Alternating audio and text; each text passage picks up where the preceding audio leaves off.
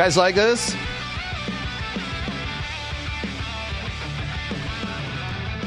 There we go. All right. We are hot. Hey, welcome everybody back to my favorite thing to do every other week is Access Vegas. I'm so excited to have everybody here. And everyone made it here on time. This is unbelievable. Like I'm learning a brand new skill set. So here we go, guys. I'm going to go ahead and introduce our crew for this incredible show we have coming on. We have Miss, first off, she's a fitness and glam model from Tacoma, Washington. She is Miss Stephanie Long. Stephanie, how you doing? I'm good. Good to see you. There she is. Beautiful. We need the applause. Yes. There we go. All right. She is a model from Calgary, Alberta, Canada. She just finished her business degree in her master's in international studies. This is Katie Moore. How you doing, Katie? I'm doing great. Thank you. Beautiful, awesome. And next to her she is from Houston by way of Frog Level, Arkansas, and she is a former Swimsuit USA World finalist. This is Kylie McGahey. How you doing, Kylie?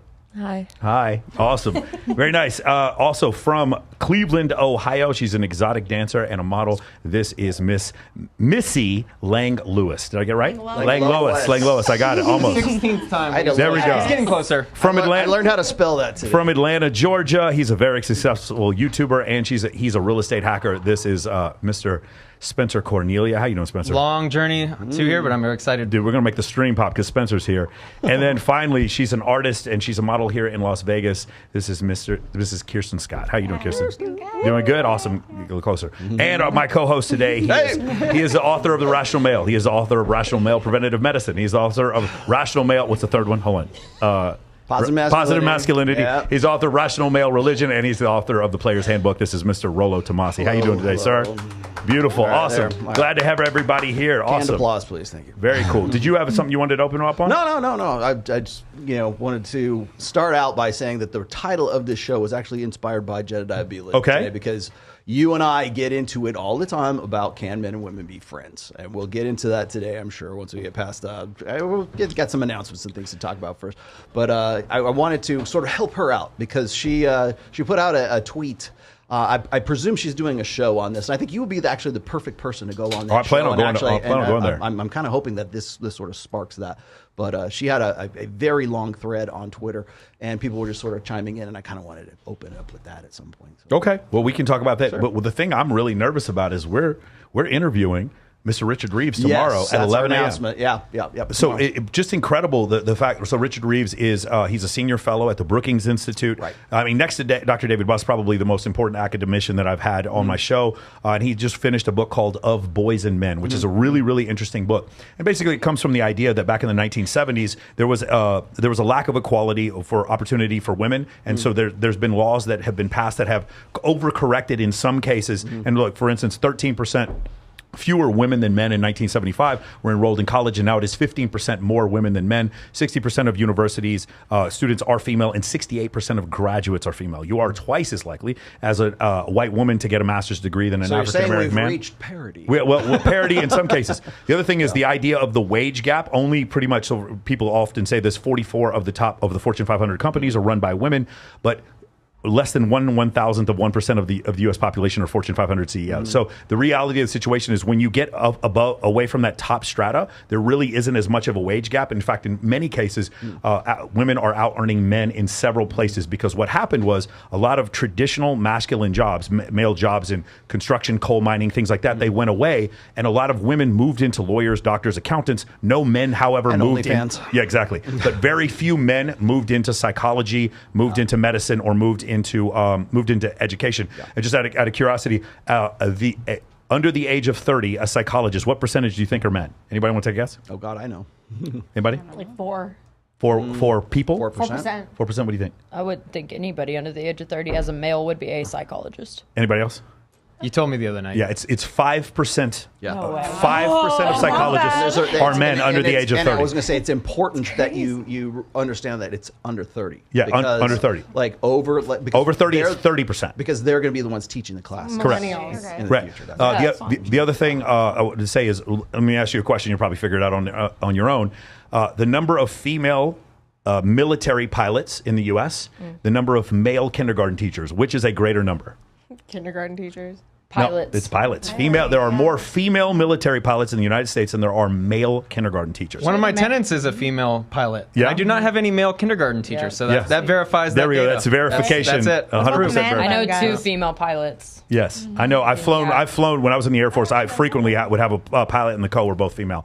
And obviously for the Super Bowl, we had 4 aircraft that were nothing but piloted by females. So that's the thing that's happened. Again, we're not saying it's bad or good, but we're going to be discussing this with Professor Reeves tomorrow on the show. How some things have like gone all the way to the other side. The other thing is, like, for instance, if you're in hospice, if you're an older man and you're in hospice or whatever, you might want a male attendee to help you to the bathroom. You don't have that option. The vast majority of nurses are female, and they're men. We call them male nurses. You don't call them female lawyers, but you call them male nurses because they're such an exception. So these are just some of the things, the socioeconomic things that we're going to talk about. Okay, so just for people playing the home game right now, Richard was on the Dr. Phil show with me. So he was on the opposite side of me, and he was the less annoying Brit that was on there. Right. Not Imran Ahmed. It was Richard Reeves. And I actually, when we were doing the show, when we were doing the build up for the show, he was actually someone that I suggested to be on that panel. I'm actually, that was one of the good things I think that they did in that show.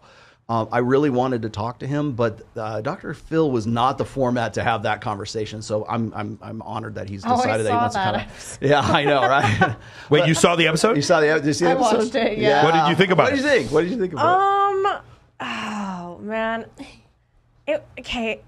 It's just it's such different sides of things, the way you approach things and the way that the guy on the show, like, he definitely understands, but he, there's a disconnect. They just don't. Well, yeah, I was going to say the disconnect. Yeah. But I think there's a lot of stuff that, like, people just simply don't want to acknowledge, and so there's a lot of stuff that I talked about on that show that doesn't make for good TV. Yeah. It's good for a podcast where we have time to sort of like express ideas and have this back and forth. But Mike told me, like, when I got back, I was all frustrated at that when we did the shoot for that back in November. Mike's like, it's just entertainment. It's all entertainment. Yeah. It's like, you're not gonna, you're frustrated because you're used to doing a podcast where you're like relating information back and forth all the time. That's not what Dr. Phil's about. It's entertainment. Well, I have something interesting. You just watched one of my full episodes, and you had an observation. What was the observation you had? Versus my clips. Yeah, we were just talking about this, actually. I think it's really interesting because if you watch his podcast, it's a lot different. Like, you learn a different side of Michael than what you actually see on social media. Yeah, because it's long form. And this is one of the things that's happened recently is that we get to a point where if I try to express a complicated idea, like the idea that, hey, we can have men falling behind and it's still okay for women to succeed in the workplace, both things can be true. If I were to do a 60-second clip on Instagram, in order for me to get the most views, I would have to make something like, women have taken over. This is some kind of conspiracy. If I did that on TikTok, viral. Boom. Viral. Explosion. Yeah. So the thing is, the social media in 60 seconds, people want to give you red meat. People are falling for the red meat. And this is, again, Andrew Tate is a great example of this, where, like, some of the things he said, probably, off color, but the reality is people were trying to only post the most vile, off color things that he could have possibly said in order to represent him in that way. Not because it probably wasn't even nefarious. They were doing it to get more clicks. They were doing it to get more engagement. And that's always a struggle. I know you heard me talking to the guys outside before he came in here.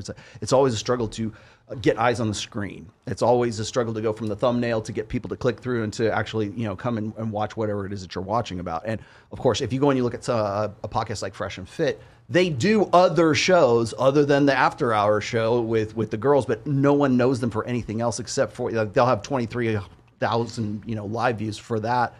But then when they do something on fitness or they do something on money or they do something like it's a real involved show, they still do well with the numbers, but they might do 8,000 to 9,000 live views. But when they get up into it's the girls on there and everybody's waiting for a Frank Castle, they'll sit there and wait for it, right? So it's really sort of the nature of the actual of what YouTube is at this point. Is what I call red meat media. I think of it this way: it's sizzle and steak. You got to have the sizzle but you got to have steak with the sizzle. You can't just have sizzle and you can't just have steak. You have to have both of them together. And the more rare you are, the more views you get. Exactly. Well, I was going to say it's a red meat video, and yeah, I mean that's the thing is like I do long form videos, but it's very difficult for me to say, oh well, I'm going to go do a quick hit video and respond to Abba and preach or whatever the hell it is, right? Because I'm going to save all this up until Sunday, and then I'm going to do a long form video on it. And I could do a quick hit reaction, but then of course you're being reactionary at that point, and then everybody goes, "Oh, you're being emotional."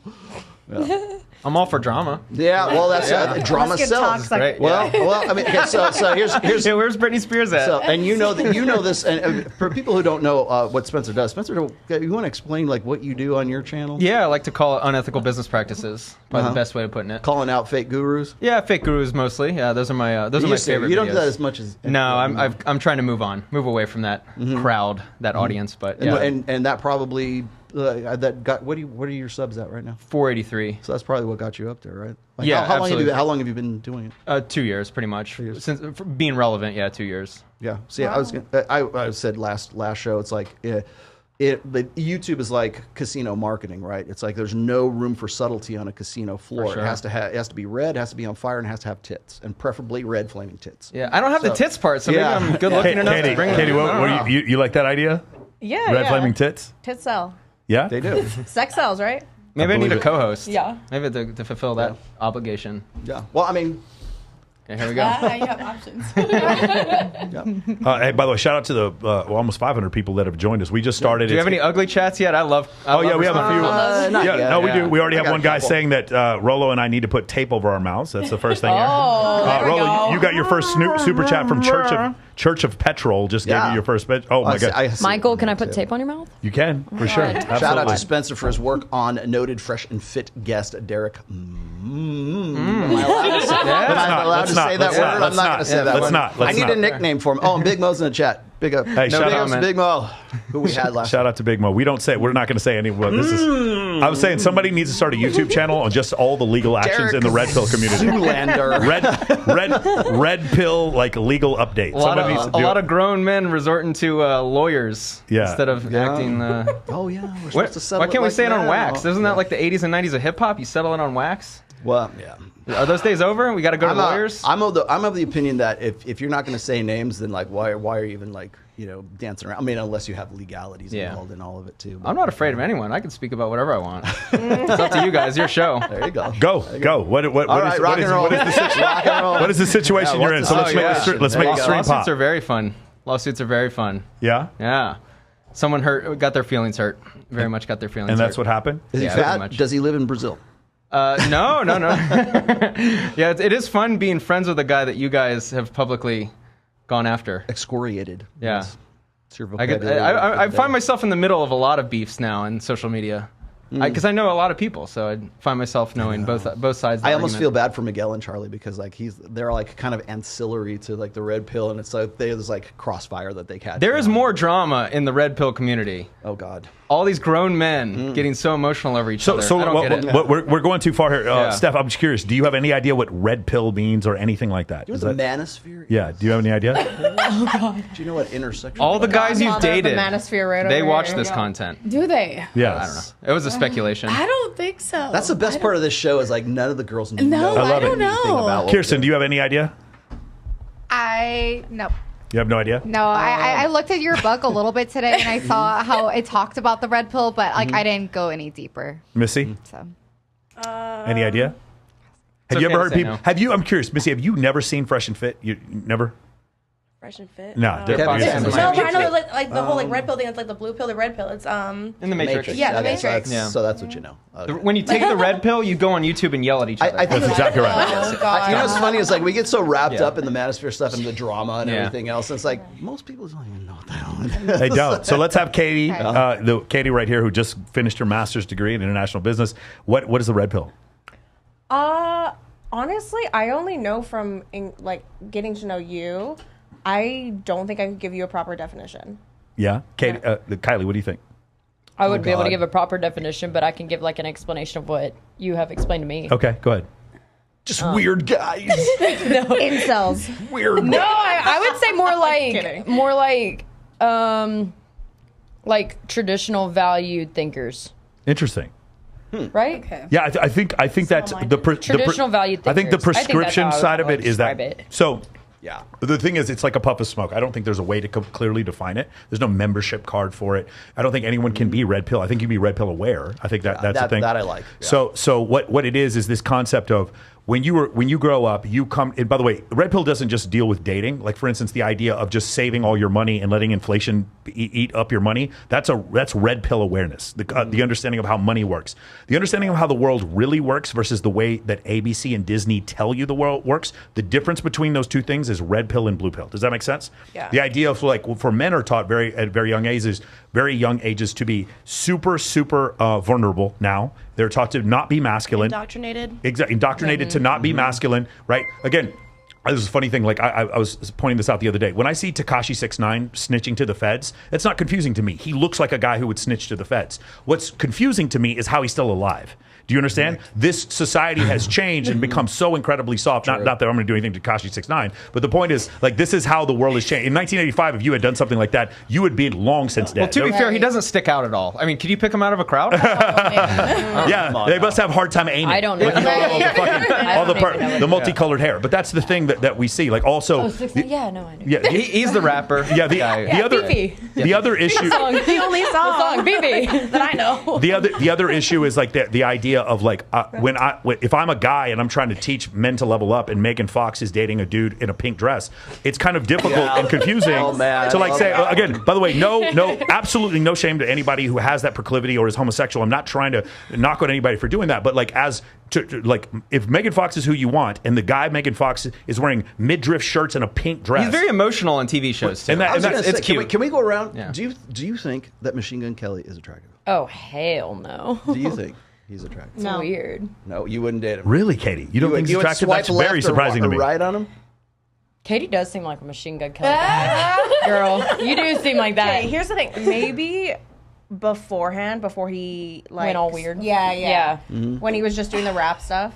And before he got He was in that movie Bird Box. Do you remember that? There you go. He was. I actually enjoyed him in the movie. Yeah. I liked Yeah, it. he was one- before he got into, He stole like, the car. emo Like they punk ran. stuff. The girl ran away. Yeah. Is that him? That was him. There's a pre-Eminem and Doesn't look anything like post-Eminem, him. so it sounds like you're into the pre-Eminem. Same thing. Yep, gotcha. Steph, what do you think? Yeah, What do you think? Hot? Not What? a chance. You don't think he's chance. attractive? No? No. Do I think he's attractive? Yeah. Would you get with him? Would you swipe right or left on him? He is the wrong color for me. All right, Night Rider. Got it. Definitely get into that. We're getting into dating preferences pretty early. Say it. Nice. Kirsten, Let me introduce you to Yes. my good friend Fresh. do you think he's attractive? Yeah. Yeah, for sure. So Yeah, you he's think he's Really? why is he attractive? Because he's just like this little like rock star dude. Like I don't know, I like it. I like the cute like earrings You're an and the artist, haircut too. and everything. And I I'm think that's married. it. Yeah, It's there a it is. emo There show. it is. Little, Yeah. Oh my god, That's he's interesting. weird. I like The reason it. I ask is because I get this question all the time. Yeah. How come these little emo guys, they're not masculine at all? How come Yeah. they get these girls and they're just falling all over them? I go, well, first of all, it's fame involved in Yes, it. so There's that status is the involved. answer. Yeah. Number the one. game, And then there's also completely. creative intelligence, too. Yeah. That's a selected fourth thing. Well, there's another part. So, for instance, if a guy comes, so men are taught to be exceptionally vulnerable. There's nothing wrong with being vulnerable when a woman is attracted to you, but before she's attracted to you, you look like a fucking homeless person. Like when you go up, Yes, please. when you go up, when you go up this. to like you dance. When a guy comes up to you and he's like telling you all his problems, that doesn't make him more attractive to you. When homeless people, what they walk up to you and like, oh man, I'm going through all this and this and this, like, hey man, here's some money, whatever, and you walk. But Get the fuck away from me is what you're like. I mean, But if- people have paid me to be their therapist. Yeah, exactly. That's totally fine. Right, but you don't. mind, Right, as long as- but they're paying you. You don't find them more attractive because you're their No, I'm therapist. not a fucking therapist. Right. So, but going back to what you said before, if Elon Musk comes to me and he goes, "Man, I'm just having this real tough problem with SpaceX doing this," I would listen. Be like, "Yes, Mr. Musk. What do you need? How can I help you?" So you cannot. So when you're vulnerable, you're giving value. You cannot give value unless you have value. It is okay for Machine Gun Kelly to be vulnerable because Machine Gun Kelly is more famous than all of us combined. If the people watching the show who are confused and like, oh, I want a girl like Megan Fox, I'm going to go dress in pink dresses. You're a fucking weirdo in a pink dress. Machine Gun Kelly is dating Megan Fox. This is the difference. Okay, but does anybody feel like it was like celebrities will do things sometimes, and I don't think it's real. I think it's completely set up and they're fake all so being that they can controlled. get more like clout, like You and mean more like our more attention attention? drawn to them because they've been out of the limelight You don't for a think while. that Megan Fox was fucking Machine Gun Kelly? I'm not saying Oh, I that. think I'm just Megan saying, Fox- I'm not saying that. I'm saying that I don't think that think it's Machine set. Gun Kelly wasn't always like this. Is what I I'm think trying to say. Machine So, Gun- like, I think where Megan did this Fox- come from? And yeah. then how? Like, I'm just saying that it's just so random and weird. And no, like Megan Fox does not look like she would be interested. And not just look, but just the way she just asked how much is is and like the way they act. Like if you see their video, if you see their videos, like it just doesn't make sense. It doesn't make sense. I definitely think Megan Fox is fucking Machine Gun Kelly. Oh, yeah. From behind.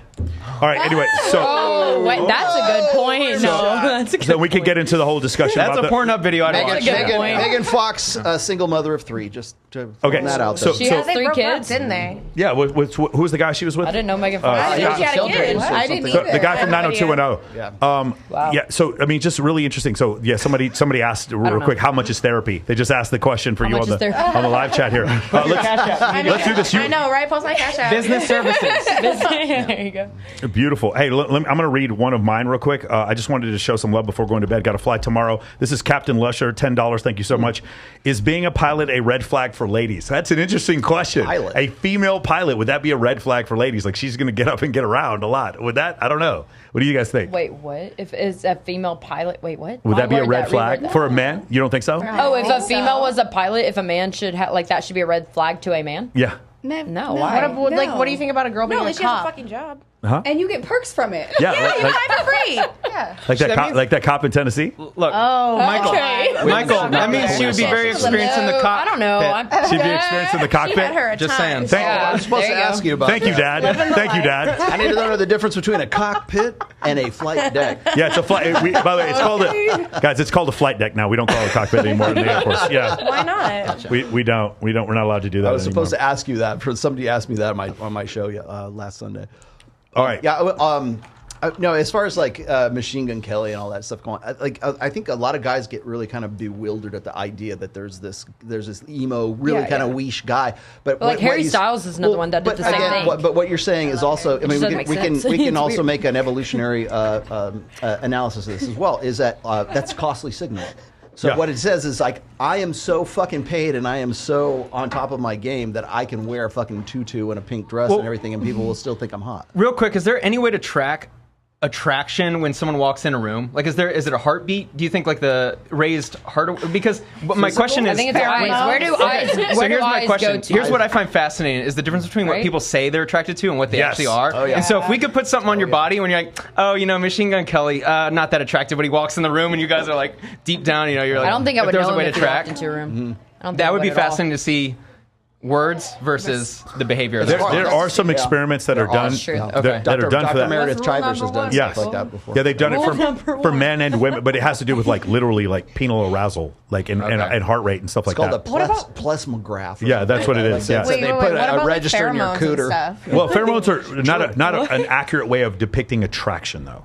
Yeah. Right? It's not a scientific way of depicting Because attraction. you'll let off pheromones if you're in a fight or flight situation as well. That's true. So there's other things that you can throw in, and then Okay. it's really unreliable. I feel like women just do that anyway. Like the wind blows, and we're like, oh my god! Like, But I mean, it comes down to like. I feel like that's costly fair. I feel signal. like we It's could like like. it's like going to a breathing too party. loud. It's like going to a party late, like arriving fashionably late. I guess. Like Yeah. what you're saying to the rest of the group is, I'm so important that I'm going to show up late to this event because that's just who I am, kind of thing. Or it's like dressing up or dressing down when everybody's. Oh, dressed you're up. okay. So It's like yeah. costly So signaling. costly signaling in evolutionary psychology is or in evolutionary biology is the concept of like the peahen, right? The peahen has all these Plumage.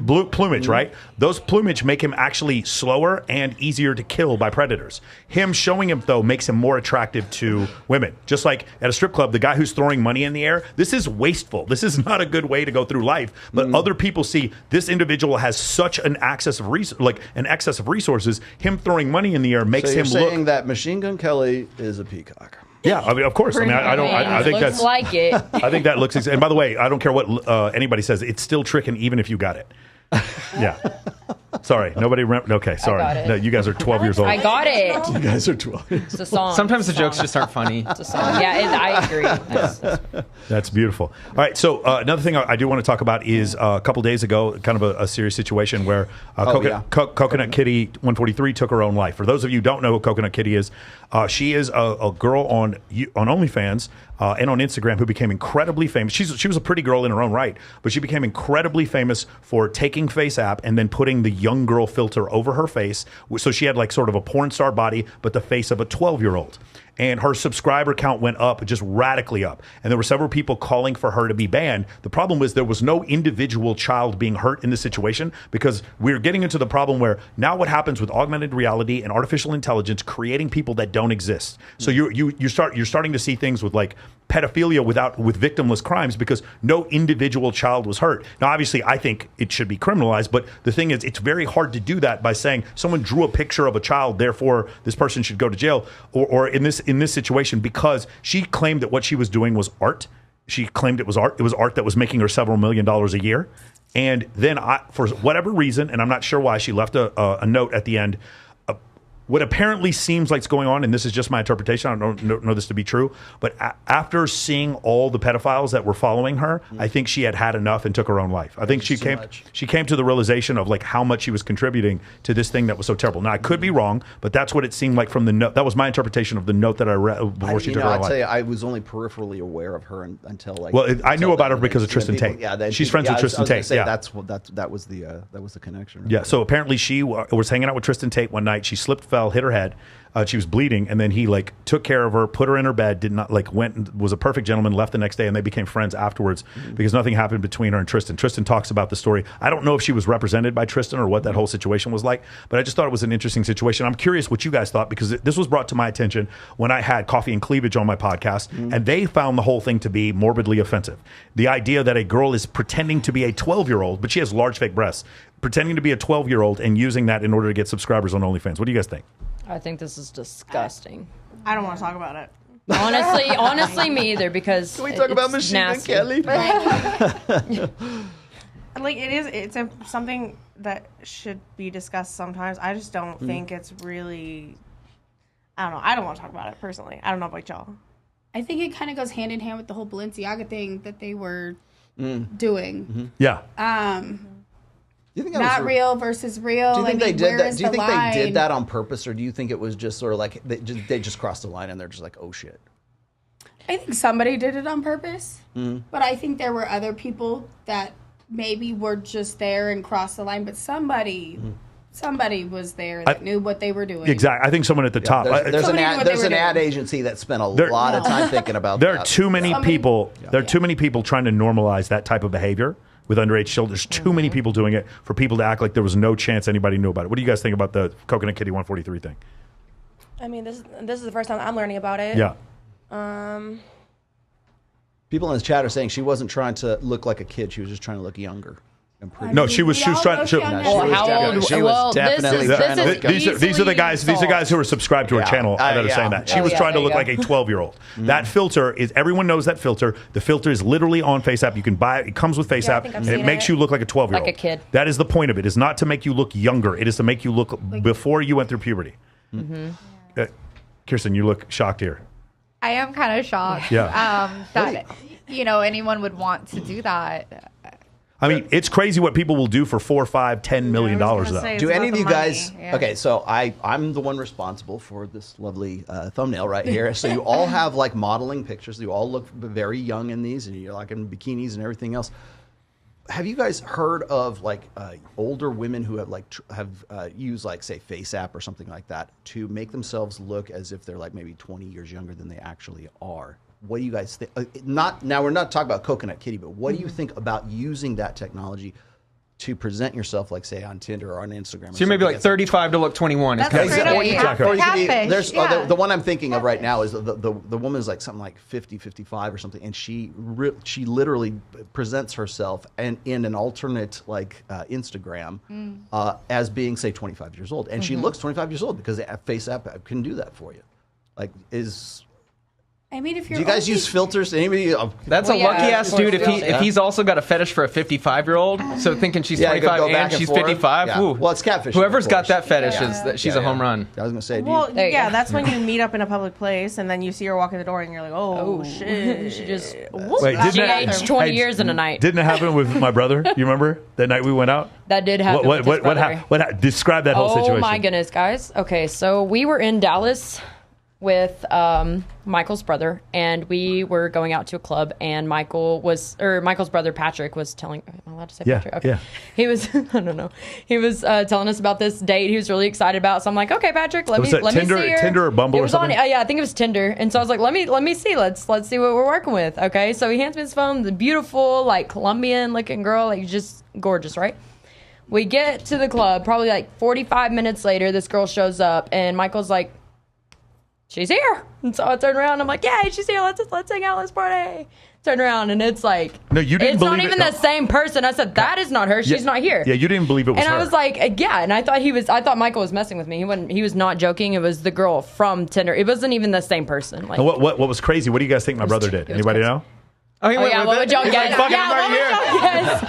He hung out. Perfect gentleman. He hung out with her the whole night. went He did with her the not. whole He bought her night. drinks. He didn't. Of It was course. crazy. It was one of these situations. Knowing the very little that I know about him, I know that he would have been very polite. Yes. He had the best time of his life, too. Well, what's the quickest y'all have been on a date where just the guy showed up, not as attractive as you believed them to be, and how quick to, hey, nice meeting you, I gotta go.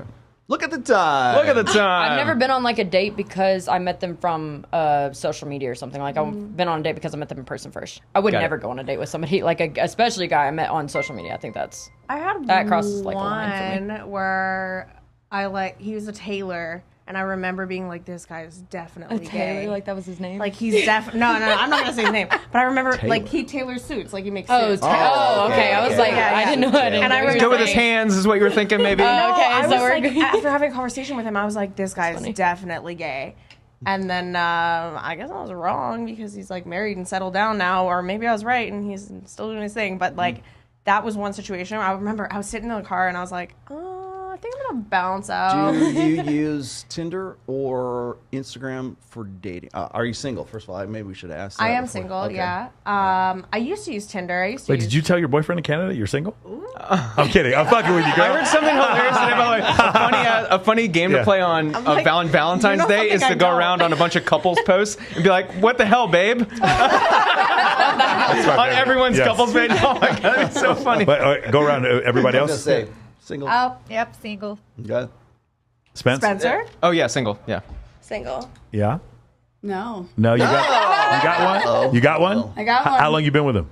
6 months. 6 months. Did you meet him Get a on little Tinder? serious. I did not. Where'd you meet meet him him? on Instagram? I did not. Did you meet him online at all? I did not. How did you meet him? At a photo shoot. I knew you were going to say that. I met you at a photo shoot. I knew you were going to say that. So he's a male model. Wait, do I know him? I don't think so. Okay, cool. Katie, I have you're to look single? on Instagram I'm later. single. Kylie, you single? No. You're not single? Undecided. Where'd you meet that guy? I met him in Cancun at Swimsuit USA. Yeah, what was that like? It was amazing. That's how all great Fireworks. stories start, right? I met him at Cancun. What was he like? Dump your What happened? Huh? It was amazing. It was like fireworks. Yeah? Yeah, like And what was his name? Okay, don't pump his ego. Relax. I could change you. I believe you're wrong. You'll be back. I'm just kidding. Beautiful, beautiful. All right, man. So, I mean, that part was crazy. And I wanted to ask you about this. So, Spence, when you started doing the fake guru stuff, I was curious, like the reaction that you got from other people. You mentioned before when I interviewed you, the idea, like initially it started to take off because the thing is, I know you go heavy after sports bettors, right? You go heavy after crypto people. You go heavy after celebrities that do crypto stuff. The FTX stuff you go heavy after. And then like when I watch the stuff that you do, a lot of people, like I admire it because you rarely jump off the handle. You actually changed your mind when it came to Mickey Mace. And then some other things. Can you go over like what was your initial ethos behind it? And then what were the reactions that you had from guys and girls or people, YouTubers, whatever? Yeah, my initial reaction was, or my intention was to look at all the internet marketers, all the people who are going to tell you how to get rich, all these flashy guys, and I just wanted to see who was real and who wasn't. Because I felt like there was this period of time where everyone was going to help you make you a millionaire. Everyone was going to tell you all the secrets. I never ran into, something never happened that I thought would happen. People showing up at my door. That never happened. Really? Never happened. So thankful. You thought that was going to happen? I 100% guarantee thought that was going to happen. Never did. I never felt threatened. And you live in Vegas? I do, yeah. And what's your address? It's the really big house up on the hill. Come try to get at me. You know what's funny is I should have been way more strategic with my video selection because when I made a video about the McBrooms, I've never had more women hit me up after that one. Why? In DMs because that's the audience. Their audience is more women. And so I could have been more selective with my videos to maybe attract a full spectrum of, the audience. I'm clueless. Who's the McBrews? Yeah, what is that? They're just popular YouTubers. It's like a family channel. Oh, is that the Ace people? The Ace family, yeah. Okay. Yeah. Got it. And they use their children in order to. Yeah. There was a lot of drama with As them. Ryan Stone would say, fuck trophies. So like they were doing like the wrestling boxing thing or whatever, and he like scammed a bunch of people out of a bunch of money. There was a lot of scandals. Yeah. All right, so And on now Access they're Vegas, bankrupt we or read something? all the super chats on Access All right, let's do Vegas. Okay, so I got this. This is from Adventuresome Brada. He says, saw my first Spencer video today where he accused and roasted Fresh from Fresh and Fit for making up stories about hanging out with an NBA player and having threesomes. Well, I know for a fact he's had threesomes since then. But, dude's gone after F&F hard. Surprised to see him on AV. That was like years ago. Okay, so let me give you a chance. Okay. Has your opinion on Fresh and Fit changed since August of 2021, which is when you did the Not really. I mean, I still have respect for them. I think they've done a great job of growing on YouTube. Yeah. But no, my opinion hasn't changed. Can I say this just about Fresh? Because I got to hang out with him. A couple things. Because Myron is 6'4", people think that Fresh is like 5'9". He's 6 feet tall. He goes around with $200,000 worth of jewelry, and he has a Bentley truck. You would have to try to not fuck women in Miami doing that. And the other thing is, I think we kind of forget. Do you remember that girl who was with Selena Powell, the one that was like, I suck 7 dicks? What was her name? You guys remember? I forgot what the girl's name is. She said all that, and nobody even remembers her fucking name. The point is, like, that's the kind of girl who sleeps with NBA players. It's not like the top of the top. These guys are just like hooking up with groupies. I'm not trying to say this. I'm not even specifically saying this is what Fresh is doing. I'm saying I think there was a lot of context lost when he made that video. I wouldn't have made the video, but I think after meeting him, I was like, okay, I get it now. Because every club we went to, the dude knew every single person in Miami. Very connected. And he pulled up in a Bentley truck. The problem with YouTube is when you're discussing a topic, like, I'm an incredibly nuanced guy that I could discuss things for hours. And so when you only see 10 minutes, it's people extrapolate your belief system. I have nothing against these guys. Like, they're probably pretty cool guys, pretty nice. Yeah. But like when you do something clownish and I don't like it, like I'm going to call it out. And I know they tried to get my Instagram taken down. So like, yeah, I'm going to call that out. Yeah, I was going to say, and they went through that sort of period where they were putting out like copyright. And look, I thought they handled everything pretty well. The thing is like, everybody was doing that back. Kevin Samuels was doing that when he was alive. He was still throwing out copy. You didn't use Kevin Samuels stuff because you knew that you would get a copyright strike if you used his material. I knew that too. So, but honestly, I think that's kind of like neither here nor there. But my question is, like, and maybe you've already answered this, I guess, but like during that time, like August of 2021, that's when everybody was going after Fresh and Fit. Abba and Preach, by the way, made a freaking name for I mean, they had a name before that, but pretty much made a name for themselves. Lead Attorney. A lot of these guys just came out of the woodwork because it was cool to go after these guys at that time because it was red meat and it was playing and it got a lot of play at that time. So when I see like the other stuff you've done, because you've done some stuff like I don't know if it was you or it was CoffeeZilla, and you were doing something on Patrick Bet-David. Right, and it would have been CoffeeZilla. Yeah, and his insurance MLM like that. I mean, there's certain things I can go. Okay, I guess I can understand that, but like from a practical perspective, like again, you can't not respect the hustle at least. Absolutely. These guys are doing. Yeah, to be fair, I mean, my opinions on everything has changed. Like my interest in YouTube has changed a lot. Like would I make those videos again? Absolutely not. Do I have any interest in watching? Like, could I even watch my own videos again? No. I have no interest in those topics. That's so interesting to me. I've heard that from so many YouTubers that they hate to go back and watch their own content. Oh yeah, and it happens so quickly because you evolve too. Like your interests change, and as I've had videos made on me, and I've realized like that whole culture is kind of ugly. Like there's a lot of it I don't like, and the fact that I participate in it almost makes me kind of cringe at my own self. I don't think I've done anything wrong. I don't think I've done anything where you can point at and go, he was wrong here. I think what I've done is pretty good on YouTube. However, yeah, there's a part of me that looks back and go, what is the value of some of those videos? So you do real estate stuff now? I do, yeah. I'm a real estate investor. No, not on my channel. I don't talk real estate much. Oh, okay. That's just side income. Beautiful. All right, let's talk about this real quick. I actually wanted to go into some of the stuff with tomorrow with Professor Reeves. Okay. I wanted to ask you guys some questions and then just see what we got to get into friends too. So okay, we'll get it. We'll get into. Got to help out Jed and I. Will you hold? Let's do that one next. Okay. So I'm going to ask. I'm going to start here with Steph. Steph, the percentage of men. I just want your guess. And by the way, there's no wrong answer here, and we can do the delusional calculator too if you want to do it. I'll call it up. the percentage of men in the U.S. under the age of 30 that have no sex at all? 15%. Katie? Oh, I got new numbers. I was going to say 30. 40. I would say like 10. Oh, sorry. I would say like 10. Yeah, I'd say like 10. 10%? Maybe. So it's about 33%. Yeah. What? I've been spot on with my percentages today. Oh, man, yeah. I mean, Is that confusing? For those of you who said 10, why does that seem confusing to you? Well, like under the age of 30, no sex at all. Like those are like their prime years. They should be out there getting it. Not like really. that. Their prime years would be over. So according to dating websites, Yeah. their prime years are about 38 to 45. But like no, what? Men For are, men, men I are in their think that's prime the much opposite. later in life Much, than women. yeah. But still, like they're Have you ever young, talked to they're somebody having your age? fun, they're like Barely going have a up there. conversation. You're a little I don't shit in know. your 20s. I don't know. Most guys, yeah, you're a little shit. The other thing, Feel let me like with broke. the way the world is now, we've gone so more technical than in person. Sure. So That makes sense. I feel like maybe before, Merch. yes, but now I feel like a lot of men now, especially a lot of people have gone tech like for work, so that keeps you kind of more. But I think the whole world has kind of gone more virtual than anything else. So I'm kind of. I'm gonna add on to that because I feel like nowadays in person, like people are awkward, men and women. Yes.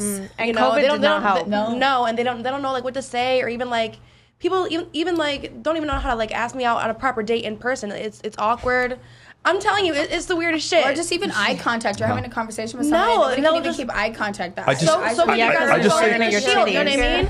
I just think Like- as a dancer, you're in a unique position to talk about this, Yes, about literally. about how I have to force it. I have Yes. to force conversations with these men. Hey, how are you? I have to do everything, you know, and like it's. do you feel like the therapist? Yeah. yeah, At 1,000 an hour, that sounds like a good gig. yeah. Okay, so going back to what you said, There's a you- reason I asked that, but go ahead. You are 100% right. So what happened was it was about, I want to say 15, 16% in 2008 and went up to 33%. Why did it go up there? Because of the iPhone, and you see like this hockey stick where it goes up. It is the Facebook app on the iPhone that triggers this. What happens is now I am being made fun of anonymously, and I am dealing with the opposite sex anonymously or virtually, and nothing become like there's just something to when I was in junior high and we walked outside during recess and there was about to be a fight. And you just knew there was going to be a fight. You could just feel it. It was fun. But you knew there was going to be a fight, and that you lose all of that. Now, I'm not saying get into a fight. What I'm saying is there's this spidey sense. There's this evolutionary sense that you have. Violence is about to occur. I'm alert. I need to read the room. Situational awareness. Situational awareness. This definitely goes back to how you were saying that people like are indoctrinated now to act like men. You're not fighting anymore. Yeah. For like, I heard that you said that you hooked up with my girl. Da da da da. There's not gonna be a fight out in the schoolyard nowadays. Yeah, they're going to report your Instagram and have you take it down. Exactly. You fucked my girl, therefore I'm going to report your Instagram and have it taken down, and I'm going to get copyright strikes on your YouTube. That's what I'm going to do because you had sex with. Like that's what's going on. You're exactly right. Whereas before it was time to fight. You know, and like the thing is, while I don't condone violence, I do think there's like, and by the way, I am very much.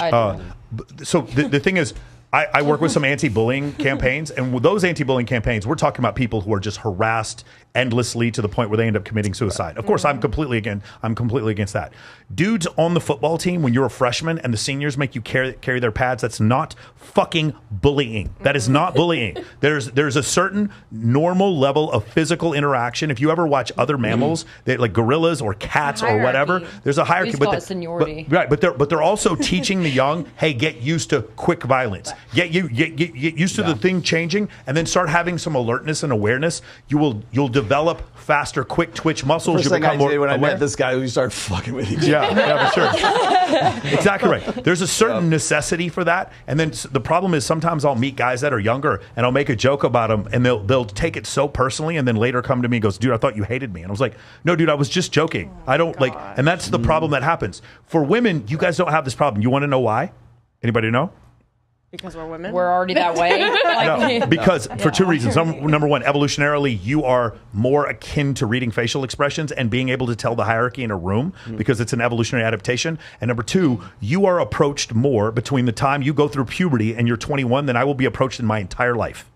You have been approached by several people. When you approach a dude, there's no fear. When you approach a woman, there's no fear for you ever. Maybe your favorite celebrity, you might feel a little bit of anxiety, but there's no approach anxiety for women because everyone wants to hang out with pretty girls. No one is offended by well, that's not true, but like most people are not offended by pretty girls, and so because Guys of that, in the chat are. so because what that happens now, we have men and we have this is another area where men are falling drastically behind women, where because the phone has made it so that men are now even more completely uncalibrated, right? Because they're not having interactions. Let me read this out here. The reason why I wanted to get into this topic today was there's a new article that was off of The Hill, and this has been making the rounds on Twitter recently. It says, most young men are single, most young women are not. I saw that. More than 60% of young men are single, nearly twice the rate of unattached young women, signaling a larger breakdown in the social, romantic, and sexual life of the American male.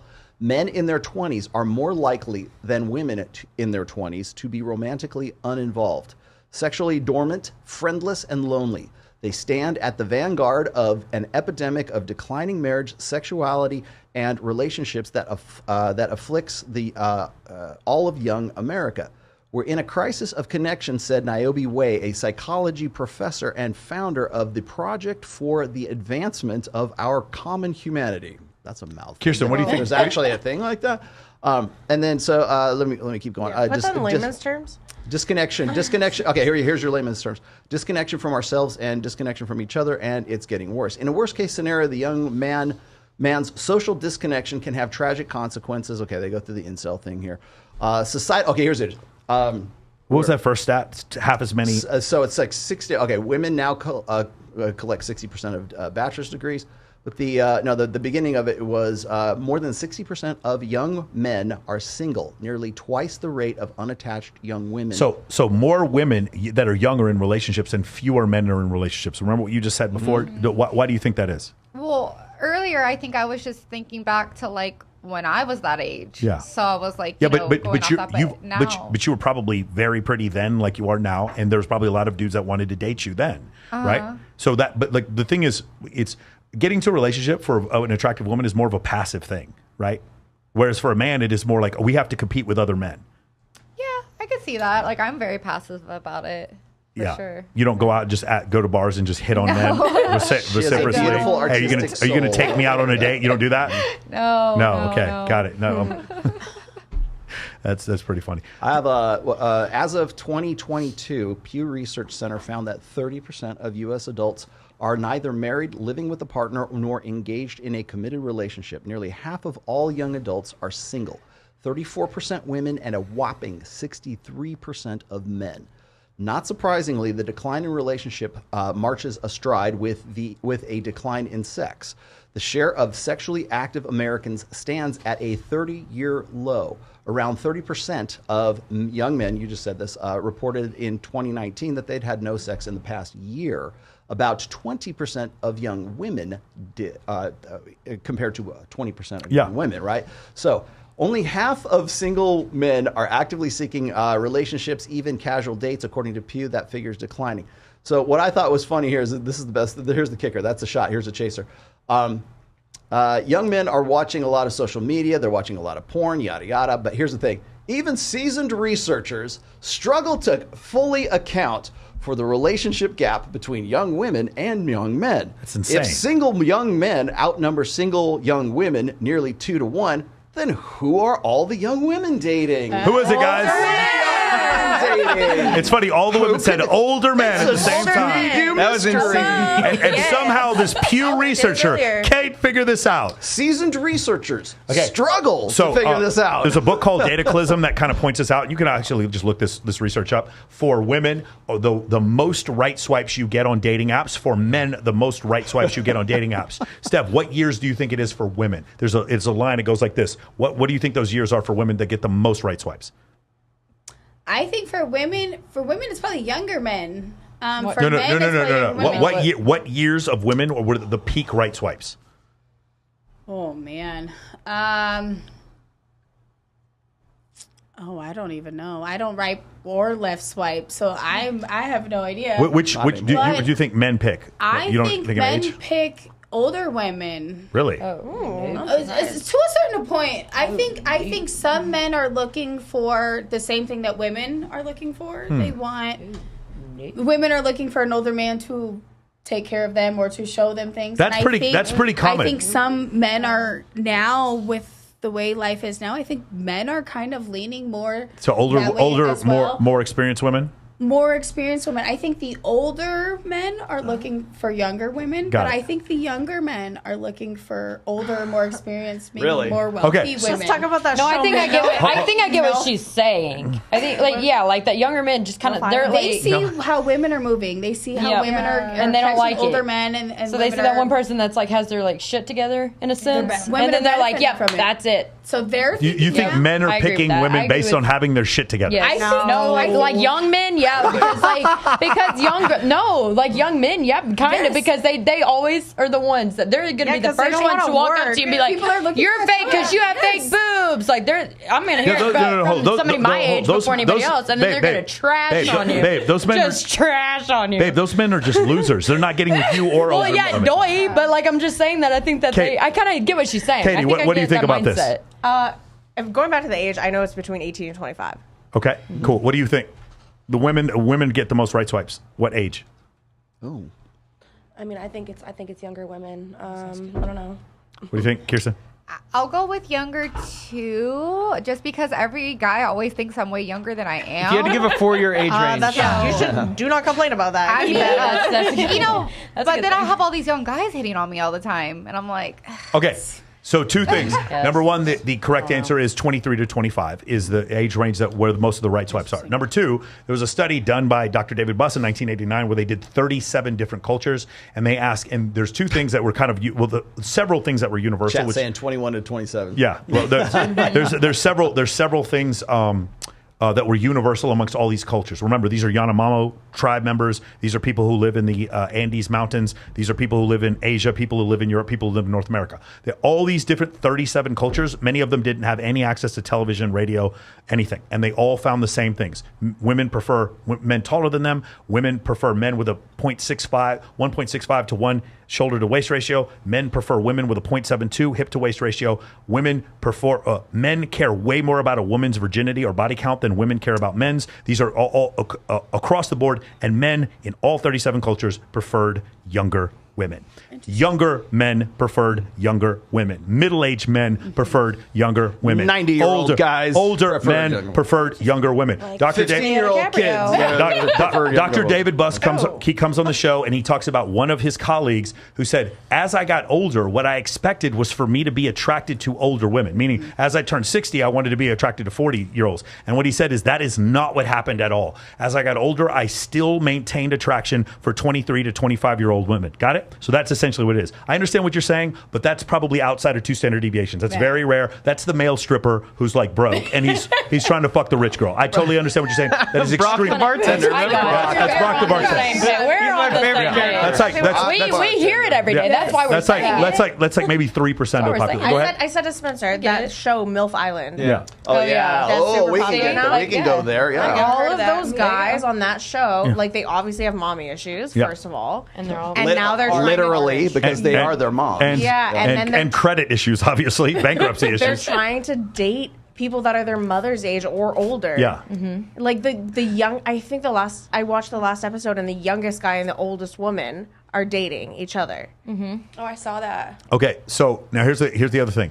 And he's like the ultimate fuckboy. He's so cringy. I loved how like Megyn Kelly was giving Leonardo DiCaprio so much shit about dating a 19-year-old, and then literally the next the commercial is for MILF Island. Get the fuck out of here, Megyn Kelly. Okay, so now the second thing, men, they get the most right swipes at what age? What do you think?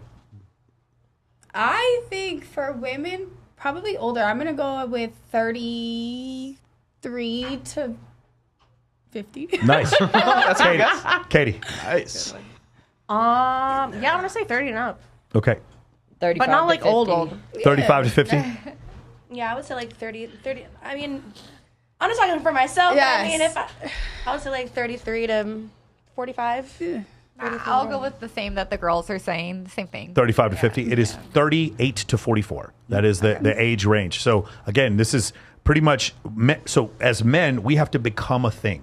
Does that make sense? Men must become. Men must become like the thing. I am the sum of my physique, my personality, the money I make, the connections I make. All these things come together to make up who I am. For some men, it's their personality leads. For other men, it's their fucking Lamborghini. Like, is there a face filter for men to be older? Yeah, there is. Oh, there is. There is. Yeah. So it's exactly the same part of shocking, isn't it? When you go to Face App, it's the same thing. I hate all this shit. I hate all these fucking Face Apps and shit. I hate it all. When you go on Face App, it's the same place where you find the young filter. It's right next to it's the old filter. I don't even know how these things work. I don't use this stuff. Like, oh, I love a bit of salt and pepper. Da da da. Yeah, at no point when I started growing gray hair, did women say that's gross. Never did at any point. Oh yeah, and a woman gets gray hair, she's immediately she's not taking care of herself. Canceled. Well, they call the store Forever 21, not Forever 41. I was in there the other day, and I was like, what is going on here? I don't like any of these clothes. It is a little problematic to me, a little bit. There could be like a problem with this. It's like, what's the problem? Like, tell me the problem. If you're with your girl or whatever, and then she starts getting older, like, are you just gonna ditch her and then just go to this girl because like she's not this girl anymore? Or what? How does that work? That's what girls think, but guys don't think that way, Katie. I don't think that way. It's like girls, yeah. So the math really doesn't play that out. The math. So how does that work? The math doesn't really play that out. 78% of divorces are initiated by women. So it's generally not that's what happens. My theory is that men fall in love and it's like forever. Yeah. That's my theory. Men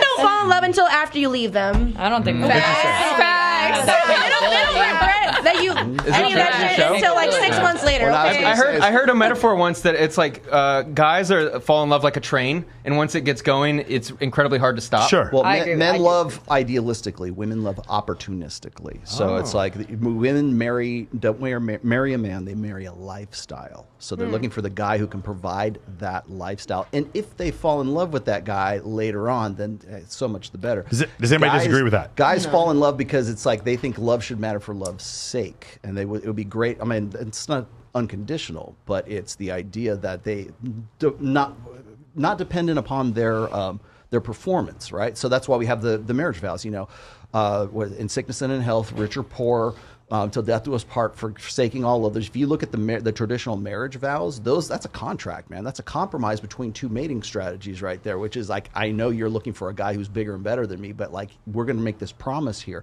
that I'm going to stick with you, you're going to stick with me, we're going to have babies together, and we're going to be invested in this family. And so this is a formalization of that compromise between the two of them. Men love idealistically, women love opportunistically, or women will not allow themselves to emotionally invest in a guy unless there's some criteria met. He's got to meet these. Why do you think that is, Rolo? Chicks. Why do you think girls do that, Rolo? Well, because you're interested in long-term security. You have to, because again, your sexuality is a depreciating asset, but also you're the vulnerable sex. So there's a higher cost for reproductive cost for you. So you will, like, if you think about this, I always talk about like 18 to 28 is the quote unquote hoe phase, right? The party. I said it nicely, right? It's the hoe phase, 18 to 28. The exploration phase. Yes. Women call it the hoe phase. Yeah, I'm not calling it that. So 29 to 31, 32, right about there, that's what I call the epiphany phase. That's when I go, okay, I got to cash out of the sexual marketplace right now. The lights are coming on at the club. I better find a guy to go the distance with. But if you think about, like, women have that 10-year span between 18 and 28 years old. The rest of their lives as a depreciating asset as far as the sexual market value is concerned, not personal worth, sexual market value. Women need that insurance. They need emotional insurance. They need financial insurance. There's a lot of things that women need for their long-term security. We teach women today to go get it themselves, right? Go get a college degree. Go get your business together. Get the bag. Whatever it is that you got to go on OnlyFans, whatever. Get all of that stuff for yourself because you can't trust guys to do that. And by and large, right now, I can understand why. But there was the idea of you have 10 years to sort of like this 10-year window in a lifespan that's going to be like, 90 years or so? So the next, going on until you die of old age or whatever, idealistically, you need more in terms of long-term security than you have 10 years to acquire that and consolidate on that long-term security. That's why. So from an evolutionary standpoint, when a man and a woman have children together, the unconditional love from the woman is reserved for the kids. The kids. Yeah, she will always choose her kids. Okay, so you guys understand that, right? That is a My feature. babies come first. That is a feature. Always. That is a feature, not a bug of evolutionary psychology. If it wasn't that way, when we were going through different survival scenarios throughout our anthropological record, we would have serious issues. Like if women were consistently choosing the man over the child, we would have extinct. It would have been the Neanderthals would be sitting here now, not us. Okay, so that's what would happen. So that means conditional love is reserved for the husband. And this is, a lot of women find this very offensive when I say this, but the reality situation is love for a man is conditional. It is. There are things that he'll lose his job, he'll get overweight, these weird things will happen, and she'll always say, we grew apart. You didn't grow apart. What happened is he did not maintain his end of the bargain, and so because of that, he got out. That again, 78%. It's not men leaving women. It is 78% of divorces are initiated by women. And once a man is divorced and he's in his 40s or 50s, he's 9 times as likely to commit suicide. That's essentially what happens, which is where we get to this ultimate problem and why Sapphire is or the Rhino or CH3 is packed every night because of that phenomenon, right? In other countries, like Middle Eastern countries, you see there's not this manifestation of OnlyFans, pornography, Instagram, and strip clubs. And so these men strap dynamite to their chest. And this is where you have this incredible polygynous society where you have a few men up at the top that have multiple wives and several men at the bottom that have no chance. So you see this in India, you see this in some Middle Eastern countries where these men are just not worthy of sex with anyone. And so because they're left behind, the idea of having surplus Yellowed men, pearls. guys, the percentage of men throughout history that have had children. Take a guess. What do you think? Percentage of men in the world? Percentage of men throughout history that have had children. 70%. Cool. Katie? Speaking to them. I don't know. Right. By the way, just so you know, there's been about 110 billion humans that have ever lived on the planet. This is a very hard statistic. I don't know. What's your first reaction? Just straight to the mind. 80%. 80%? What do you think? I think it's probably Percentage different of men throughout history that have had children. I have no idea. Okay. I'm sorry. Missy, percentage of men that have had children throughout history. I would have to say maybe you said. Well, sorry, what was the question? The percentage. There's a little lit right now. Right. There's been about 55 million men who have ever lived. The percentage of them that have ever had children. I would say like 70, 80. 55 billion. Sorry, 70, 80. What do you think, Kirsten? I want to say the same, like 70, 80. Cool. It's about 25% of men who have ever lived. That have had children. That have had children. Then how Yes. do we Nowadays, it's so rare to even meet a man that doesn't have kids. Right, Why do we have but so many again, people? we're at 300,000. Because 300,000 years. Again, what's happened recently since the 1600s, or since the Catholic Church and Islam and some other things, some other institutions that encourage monogamy. Monogamy allows for low status men to have at least one wife. When you live in a polygynous situation, you get a few men up at the top that have sex with multiple partners and several men at the bottom that have none. Genghis Khan, Ishmael the Bloodthirsty, Muhammad the Bloodthirsty. People like that have harems. Buddha, what's his first Antonio name? Cromartie. Antonio Cromartie, there you yes, go. exactly. That have multiple children. Today, you're correct. The percentage of men that have had children is much higher than 25%. But throughout history, we've had this thing called surplus men, and we're getting back to the surplus men. The thing is, we got to an egalitarian point where we had huge swaths of men and women that were having paired up. Like the 1950s, the Dust Bowl, the Great Depression, we saw strict monogamy during those periods because it was a function of survival. You would have one wife, you would stay with her forever, and you guys would try to have 14 kids because 2 or 3 of them would die in childbirth, and your wife might die in childbirth as well. So that's the question I was actually going to ask. Is it like the fact that men don't have children throughout history, is the number that low because a lot of the children don't survive? No, it's that low because a lot of these men weren't worthy. Like a woman wouldn't pick them, and you had men, and you had men.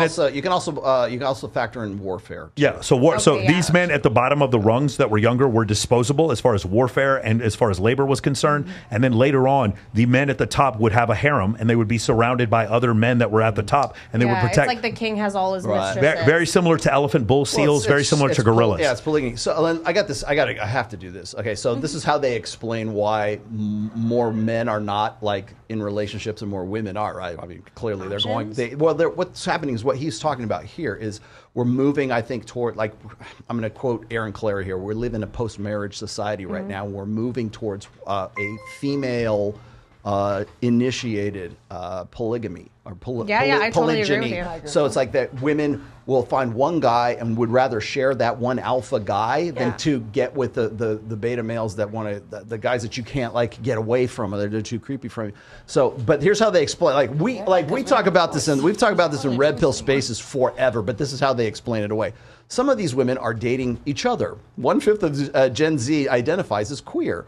And research suggests bisexual women make up a large share of the young adult queer community. Okay, I think we all just love love. That's a cope. Okay, young women are also dating and marrying slightly older men. Well, that doesn't account for the fact that they're like getting into relationships because they can only really technically only marry one guy, right? So this is how they would like to explain this away. Okay. They're dating slightly older men, marrying slightly older men, carrying on a tradition that stretches back more than a century. The average age of first marriage today is around 30 for men and 28 for women, according to census figures. Heterosexual women are getting more choosy. This is where here's the question part here. Heterosexual women are getting more choosy. They don't want to marry down to form long-term relationships to a man with less education and earnings than herself.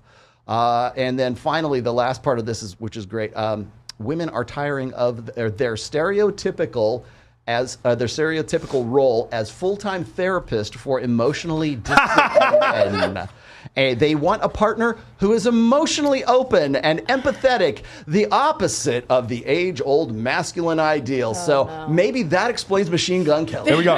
Ladies, we'll do this quickly. They figured it out. We'll do this quickly. Raise your hand if you would be comfortable marrying. This is going to be a long-term partner with someone who makes less money than you. You'd be comfortable with it. Anybody would be comfortable. I wouldn't have a problem with that. You would? You guys would? I'd be all right. You'd be okay with it, guys? I take care of myself. Yeah? Okay. What was the other one? What about a significant degree, though? What about, like, not just 5% less, but half? Oh, no. Okay, so no. They make half as much. He's on the up and up. He's a startup founder. He's not making any money. No, realistically, I'd rather it be like the same or more. What if he's hot? See, now the answers are coming out. You notice that their answers changed. Look, value added. Yes. Value is value to a certain extent, as long as we are both making something within a reasonable amount. As long as we are both headed to a certain direction and we are both trying to do something, then it doesn't matter. I think it doesn't really matter too much. Well, how quickly do you find out, all five of you, how quickly do you know his income level? How quickly do you look for that, or how quickly do you generally find that number? I know right now. I don't have an idea. Hold on. I know right away. Care to know. Is that intuition? Or? Missy said quick. Missy, expound. Pretty quick. Is this first date? Or show me your bank statement. Definitely. Do you look for his ATM receipts? I'm an Aries. Okay, I'm a 0 or 100 person. I need to know. I want to know everything right away. Now, is this bank statements? Is this W-2s? No, I just want to know what you do for a living. Okay. And I need to know. You guys laughed when I said women love opportunistic. Yeah, of course. You can be an accountant and work for one of the big five, but you could be really good at managing your money or really horrible at managing your money. Yeah. You could be spending all your money on cocaine and strippers. It's true. No, she's not that's what she's hoping. I'm not going to complain, but I mean, eventually that money runs out. You know what I mean? But, yeah. And after the cocaine wears off, you need a therapist. So you double that. This is called vertical integration. That's what we call this in economics. This is vertical integration. All right, so let me monetize two different ways. Let me ask the ladies this. Okay, would you lower your standards if the guy was lacking in like money, muscles, or game. Let's just say, like in this case, we're talking about money right here. But what this article and what the reason why they're trying to explain all this away right now is they say, well, men are just they're not emotionally available, as if that's like some sort of like value added to the relationship. If the guy makes a lot of money, but he's also kind of like very clingy and very like emotional and very like he wears his emotions on his sleeve, does that make him less attractive than his pocketbook? Yes. Go, keep talking. He has to answer the question. Yeah, I mean, does. I don't want that's just annoying. It's like, I'm not your mom. Get off me. Like, so like researchers like this, the way they try to create solutions for this stuff is it's either men have to like man up again, right? It's basically the same man up narrative that we've heard for a long time. And we tell men to man down all the time. Now suddenly we want them to man up because if they don't, then women don't have enough guys to go around, right? So therefore, what do? They share the guy at the top, right? Which is exactly what we're finding here, but they just simply don't want to acknowledge that. Well, so like what? Come on, say it. So what? Say it. It's on your mind. So what I'm saying is there's two solutions. Really Either guys level up and they kick ass and they man up and they take they become more dominant, or women have to lower their standards and say, you know what? I don't care about 100, 200,000 years of human evolution, ladies. This is the supply. This is the pool. This is who you get to select from. And we're all going to be equal and we're all going to be like on the same level now. So it shouldn't really matter whether the guy makes less than you. It shouldn't matter if he has a dad bod or he looks like a male model. Women love dad bods. What are you talking about? Oh, here we go. Okay, strongly disagree. That is a strongly disagree. Strongly disagree. Yeah. Anyway. I think you look at dad bods on people that you already find attractive for other reasons, and you find comfort in it. I do not think you are attracted to men because they are. You like dad bods because they can't get away. Yeah. Yeah, he can't run as fast. I agree with that. Yeah. The bear will eat him. We just don't care anymore. You have to like show us something else, and then we're not going to care about this. So I was going to say, there's always exceptions to those things that you're talking about, like with emotions and stuff. If you really are emotionally invested in somebody and you really care about them, there's always going to be a point where you're honest and open with each other that you're not going to be. It's not going to be a turnoff. At some point in the relationship, like, if it starts that way, is that enough for you to want to pair up with this guy for the long term? That's the thing. Well, if it's right off the bat, that's like, and they're like dumping, like trauma dumping on me, that's a big turnoff. But if you get to a point in the relationship where you're already like with each other and stuff, and then you get to know each other better, and it's more of like, I understand you, I know you kind of thing, rather than like, oh, here's all my shit, deal with it. See, this is where a lot of guys sort of take me the wrong way because they go, "Oh, Roland just talks about hypergamy all the time." What I mean by this, when I said that women love opportunistically, I'm not saying women can't love. They just have to go through the bullet point checklist of, does he meet this criteria right here? Then I'll emotionally invest in him, and then maybe you'll fall in love with the guy. But you don't get to that point unless you at least meet some of those criteria in whatever order she happens to have. In your theory, how quickly do women generally emotionally invest? Again, it depends on how well. That's a great question. I don't know. How well does that guy meet the criteria of that? Do you think like first date? No. Could be. Well, if you sleep together on the first date, do you think? I think it is a function of maturity. As women become more mature, they wait longer to emotionally invest. I think that's what happens. I think in the beginning, it's this puppy love, and in the beginning, the first date. There's a difference between arousal and attraction. Yeah. And so many people I wrote about this in my second book. Okay, I would try to make the distinction between those two.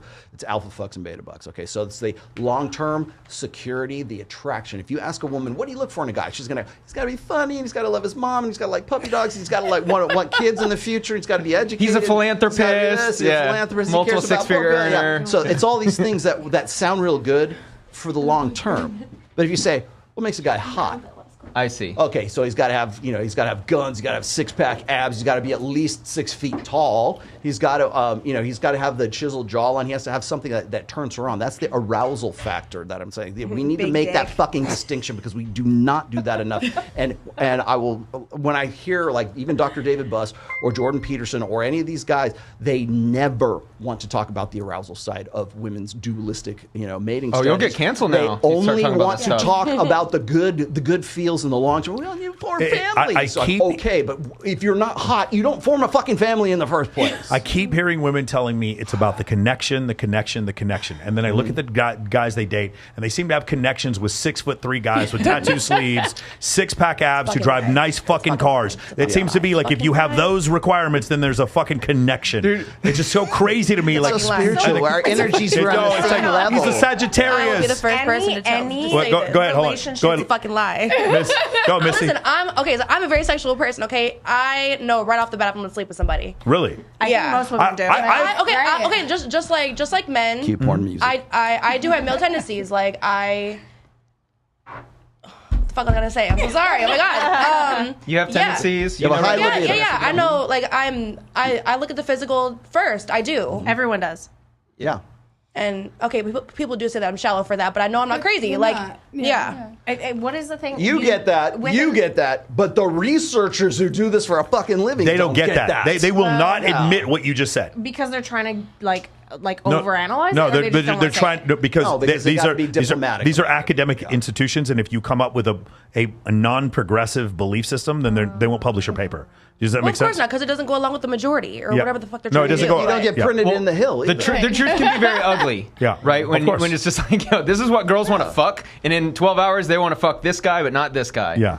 And that's tough. And sometimes it's pretty fucking rude. You got to be pretty rude. Yes. To say like, no, these types of dudes will never get laid, and yeah, some people don't want to hear it. But it also sucks Yeah. though too, because I have been with a lot of like very very good looking men, and there's a lot of time there's no depth. There's no connection. Yeah. Oh, we're coming full circle. Yeah. See, that didn't have the connection. Seriously. But did you have sex with him?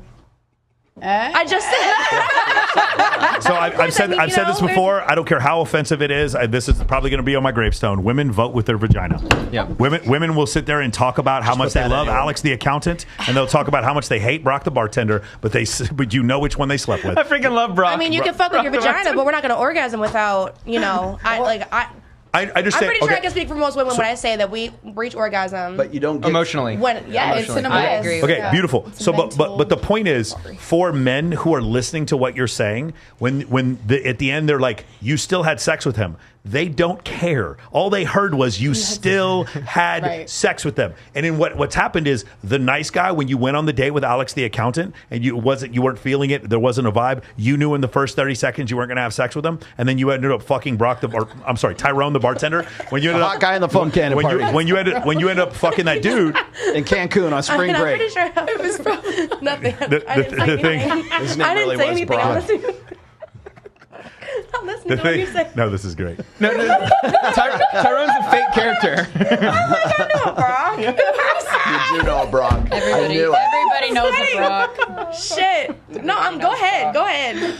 No, this reaction is priceless. This is my show. This is yours. Go ahead. No, it's your show now, Missy. It's your show now. Shit, ask away. But the thing is, from men's standpoint, you guys understand, women, their behavior in a lot of ways is shaped by what men find attractive, and for men, their behavior is extremely shaped by what women find attractive. Why we go to the gym and buy nice cars and wear nice watches and all this kind of stuff. So if we're shaped by what you find attractive, and you tell us to be nice and sweet, but you still fuck Brock the bartender, do you understand you are affecting the behavior of men when you continue? What's that one guy who You're said very influential. They're twice as many. There was one guy I forgot they came know and they don't care. It's funny because Jen Rufo came out here and said exactly that same thing. He It's said not our problem. your penis is not our problem. That's Not what she our said. problem. Exactly. No. Exact. Yeah, it's just really interesting. What was it? I can't remember the guy who came on Fresh and Fit and started saying that there are twice as many African American women with children than African American men with children. And the reason why is because y'all all fucking the same dudes. That's the reason why. He goes, why do you all continually fuck the same? Look, you're not disagreeing. It's the Brittany You're Renner. not No, I'm not disagreeing. You're not disagreeing. So that's the issue. Like it happens that way. For a lot of men, for me personally, I'm like, well, then just learn skills in order to be Brock the bartender. There are ways you can do it. Yeah. But for other dudes, they're like, well, then this world is unfair. Therefore, I hate women. The second thing is just very unproductive. And the first thing is very easy to accomplish if you just understand that book right there. If you just read that book right there, it makes a lot more sense. You know what would be a fascinating book, by the way, is I would love to have women understand how much effort and energy guys put in just to get women's attention. God, you would have no idea. Just to have like a group of women follow guys and just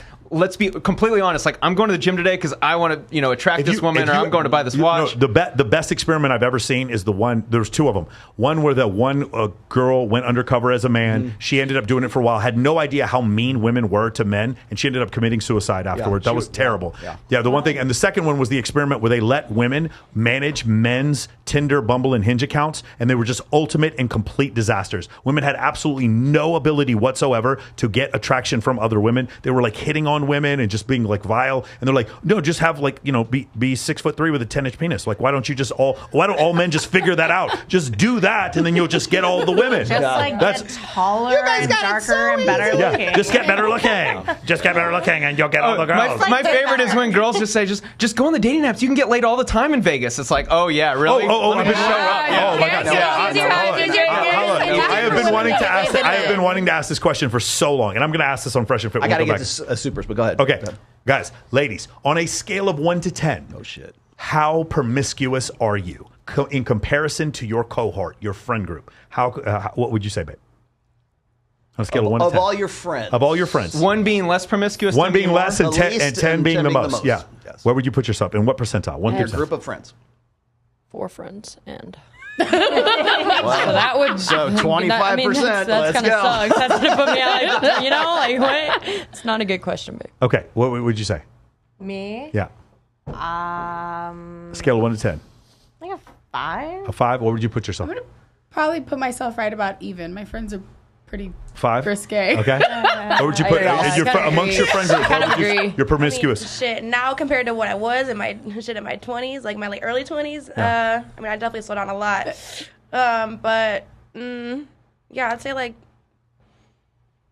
I don't know. We're about the same. Say it. Like 5. Think it's 5. Nothing crazy. Magically, everyone's 5. Isn't that interesting? Isn't that interesting? I don't want to sell my friends out, but I don't want to seem like a hoe either. My friends out. Kirsten, I know your friends. It's below a 5. We're all freaks. That's a bad question. That's a terrible question. Time out. Kirsten, go ahead. It's okay. Yeah, I'm pretty low because I got some wild friends out there, but yeah, I'm like a 3. Okay, got it. Now, ready? Love that. Everyone remember what your number is. Yeah. Your friend group, on average, how promiscuous are they on a scale of 1 to 10?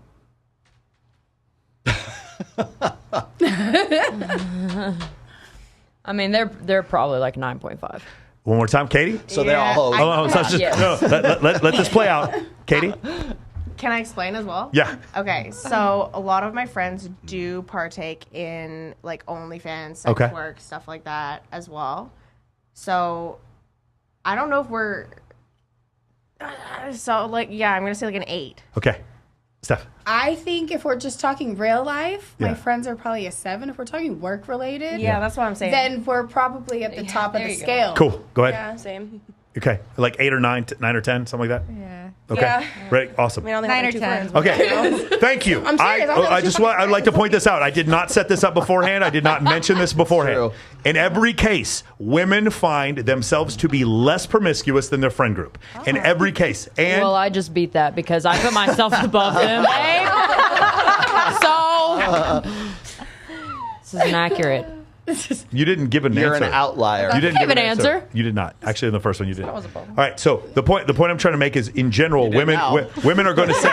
Well, look, There's did my they answer. ask Mormon women? Because that's where it gets really tricky. The point is, When they be fucking in the two- ass, you can't ask them shit. Yeah, they're just soaking. There's two things. There's two things going on here.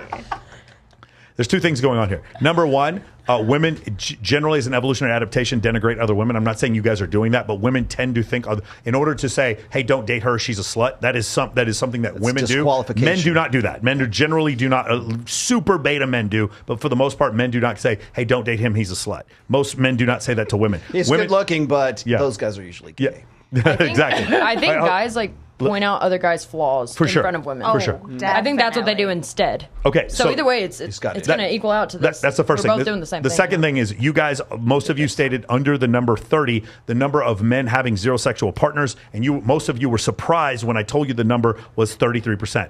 Because The reality situation is your friends are not as promiscuous as you think they are. They're about as promiscuous as you are. And that's the part that blows everyone's mind, because if your friends were in here, they would be saying the exact same fucking thing about you. That's the point. And so women believe that men are having way more sex than men are actually having. If you understood how fucking hard it is for a dude just to get laid, if you had any clue, you would never say any of this shit. You have no idea. It is a small group of fucking VIP hosts, male strippers and bartenders who are doing 75% of the fucking. And that is really hard for a lot of women to understand. They still think it's also very hard for paid researchers to understand that shit too. Like they get paid to do this. Exactly. So where's all this extra sex happening? It's my friends who are all hoes, but I'm not. That's the problem. That's the thing that ends up happening. Yeah, and we encourage it. We got super chats. I think your girl is probably over at my I got place super too. chats. So all right, I'm going to run through these really quickly. I got to that one. FT3 says, Rollo, why does Ryan take so many shots at FNF? I don't know. Why don't you go ask Ryan? I know you generally don't advise dating girls who postpone sex, but what about those who've been sheltered or had a negative experience? I mean, what should you date? Should you date girls who have had like issues with sex? So we don't. Is that a red flag? That is definitely difficult, and I definitely have that issue. But like, when you say, because you've said before, when you have to wait for sex is not worth the wait. Is like the second date okay? The third date, is that too much of a wait? I'm just curious from your standpoint. Well, the reason, so you have to understand why I said that in the first place, because a lot of people mistake that. They think I'm saying, oh, just go fuck anything on two legs, right? Spin more plates, right? Anything with a hole? And yeah, exactly. Anything with a hole. That's you not have no idea what it's like to be a horny man. Yeah, okay, that's not what it means. Don't judge. Okay, so that rule is about genuine desire. Yeah. What it is if a woman is making you wait for sex, there's usually something that is mitigating her desire to want to have sex with you. That's why. It could be personal. It could be personal. It could be another dude. It could be like, I got to wait and see if this one pans out. So you and then feel I'll get back to you. You feel like if there's excuses that are coming up, it's probably a good sign that the sex is never worth the wait, because it's not based on genuine desire. At that point, it's mitigated desire, and then at that point, when you're negotiating, it's technically a form of negotiating desire, right? Rather than, I really want to get with this guy. Like, you want the hell yes girl. If the girl's going, I don't know, I want to wait, blah, blah, blah. Oh, men always want the girl who wants them. The yes girl. Absolutely. Yeah. Like, Absolutely. you're not going to be attracted to a girl if she's just like, yeah, you're all right. No, that's not true. That's you men are attracted to what they're physically attracted to. When a girl it's often when a girl does not go ahead and talk about this fucking stop sign and the dudes that you see at work, the people almost crashing in their car next to you. Can you explain the story you told me this week? That's not what I was talking about. All right, but can you explain that story about like you go to stop signs in fucking Houston and all the shit that happens? I was just the other day we were on the phone and I almost got into a wreck because the guy was straight staring at me. Do y'all ever have this problem? Like, y'all be like in the car driving and like you literally almost get ran into because like you look over to see who's about to run into you and it is this guy and he's like, oh my god, it's a woman, bro. Like, and I'm picking my nose. Yeah, you're like, what? And he's still on it. He's still in it. And you're just like cussing him out, like honking on your horn, like move. Yeah, this happens. This happens a lot. It's weird. It's so strange. And other things. Before? Huh? They've never seen Pretty Women before. Right, but the thing is, like, every opportunity they have, they don't care if you like them or not. They're going to shoot their shot. Right. That's the thing. It is not a function of, if you like them a lot, they're going to be like, okay, well, I have more access to having sex with them. But like I told you, that like when we met in Mexico, if you didn't like me, I was still going to keep trying to pursue you. There was no way I was not going to do that. I made up my mind when we first met. Turn on when a woman's like super attracted to you. It is, but it is when we're in a relationship. But the thing is, you have to understand, it's wins above replacement. Men can have fun having non-contextual sex, and men can have fun having sex with a woman they're in love with. They can do both. Some women can do both. Most women need, like what you said before, it's easier for you to have an orgasm when it's with someone that you care about. Men do not have that problem. They do not have that problem. We can separate. Otherwise, there'd be no strip clubs. There'd be no strip clubs. Men are literally having like physical contact with women. Well, the women are having physical contact with women. They have no connection with emotionally whatsoever, and they're paying money for it. So obviously, an interesting question. Go ahead. So older generations, women especially, have issues with strip clubs. So I'm curious about like you girls, especially like considering. Like we all basically all said that we have friends that work in the industry, stuff like that. Do you have like a boundary with like your man going and getting a private dance or something like that? I don't. I worked in the strip club for a long time, and I still feel, even today, going to the strip club is we can go as a date. I agree with you completely. So I'm totally open and comfortable even now going as a customer and spending money. And I love couples. So I don't think I have too much of a boundary. I think if we go there, we kind of know what we're going there for. Mm-hmm. So, what if he went on his own though? He came home smelling like perfume. Hey, honey, where were you? He's got glitter on his face. Honey, where were you? I don't remember there being glitter at the gym. Did you tell me you were going? Because if you told me, that's different. Yeah, it's about Because honesty. if we can go together, why can't you go alone? I already know what goes on in there. Yeah. I've been there with you, so I see what happens. So what is really the difference of you going without me versus you going with me? I mean, I agree with you. This is why I asked this question. I would like to get your other women's opinions. Yeah, it's a respect thing for me. I have to feel respected. I have to be respected in order to make that happen for you. Like, you want to go do this or whatever, that's fine. Or we want to go do this, that's fine. We'll go do that. But, well, like, whatever. But I think that's what it is for me, too. Like, I don't care. It doesn't matter. I think part of it's this, just like, yeah, it makes you feel easier. When part of this question gets back to what you were saying, is that men can separate the sex act from an emotional investment, whereas women can't, historically, through evolutionary time. So much more of a cost for women to make a bad decision. So much more of a bad decision. So that's what, so guys, it's just like ejaculate and evacuate, right? They can go, right? Well, I mean, that's the name of my new band, by the way. Let me see if I can explain this in layman's terms.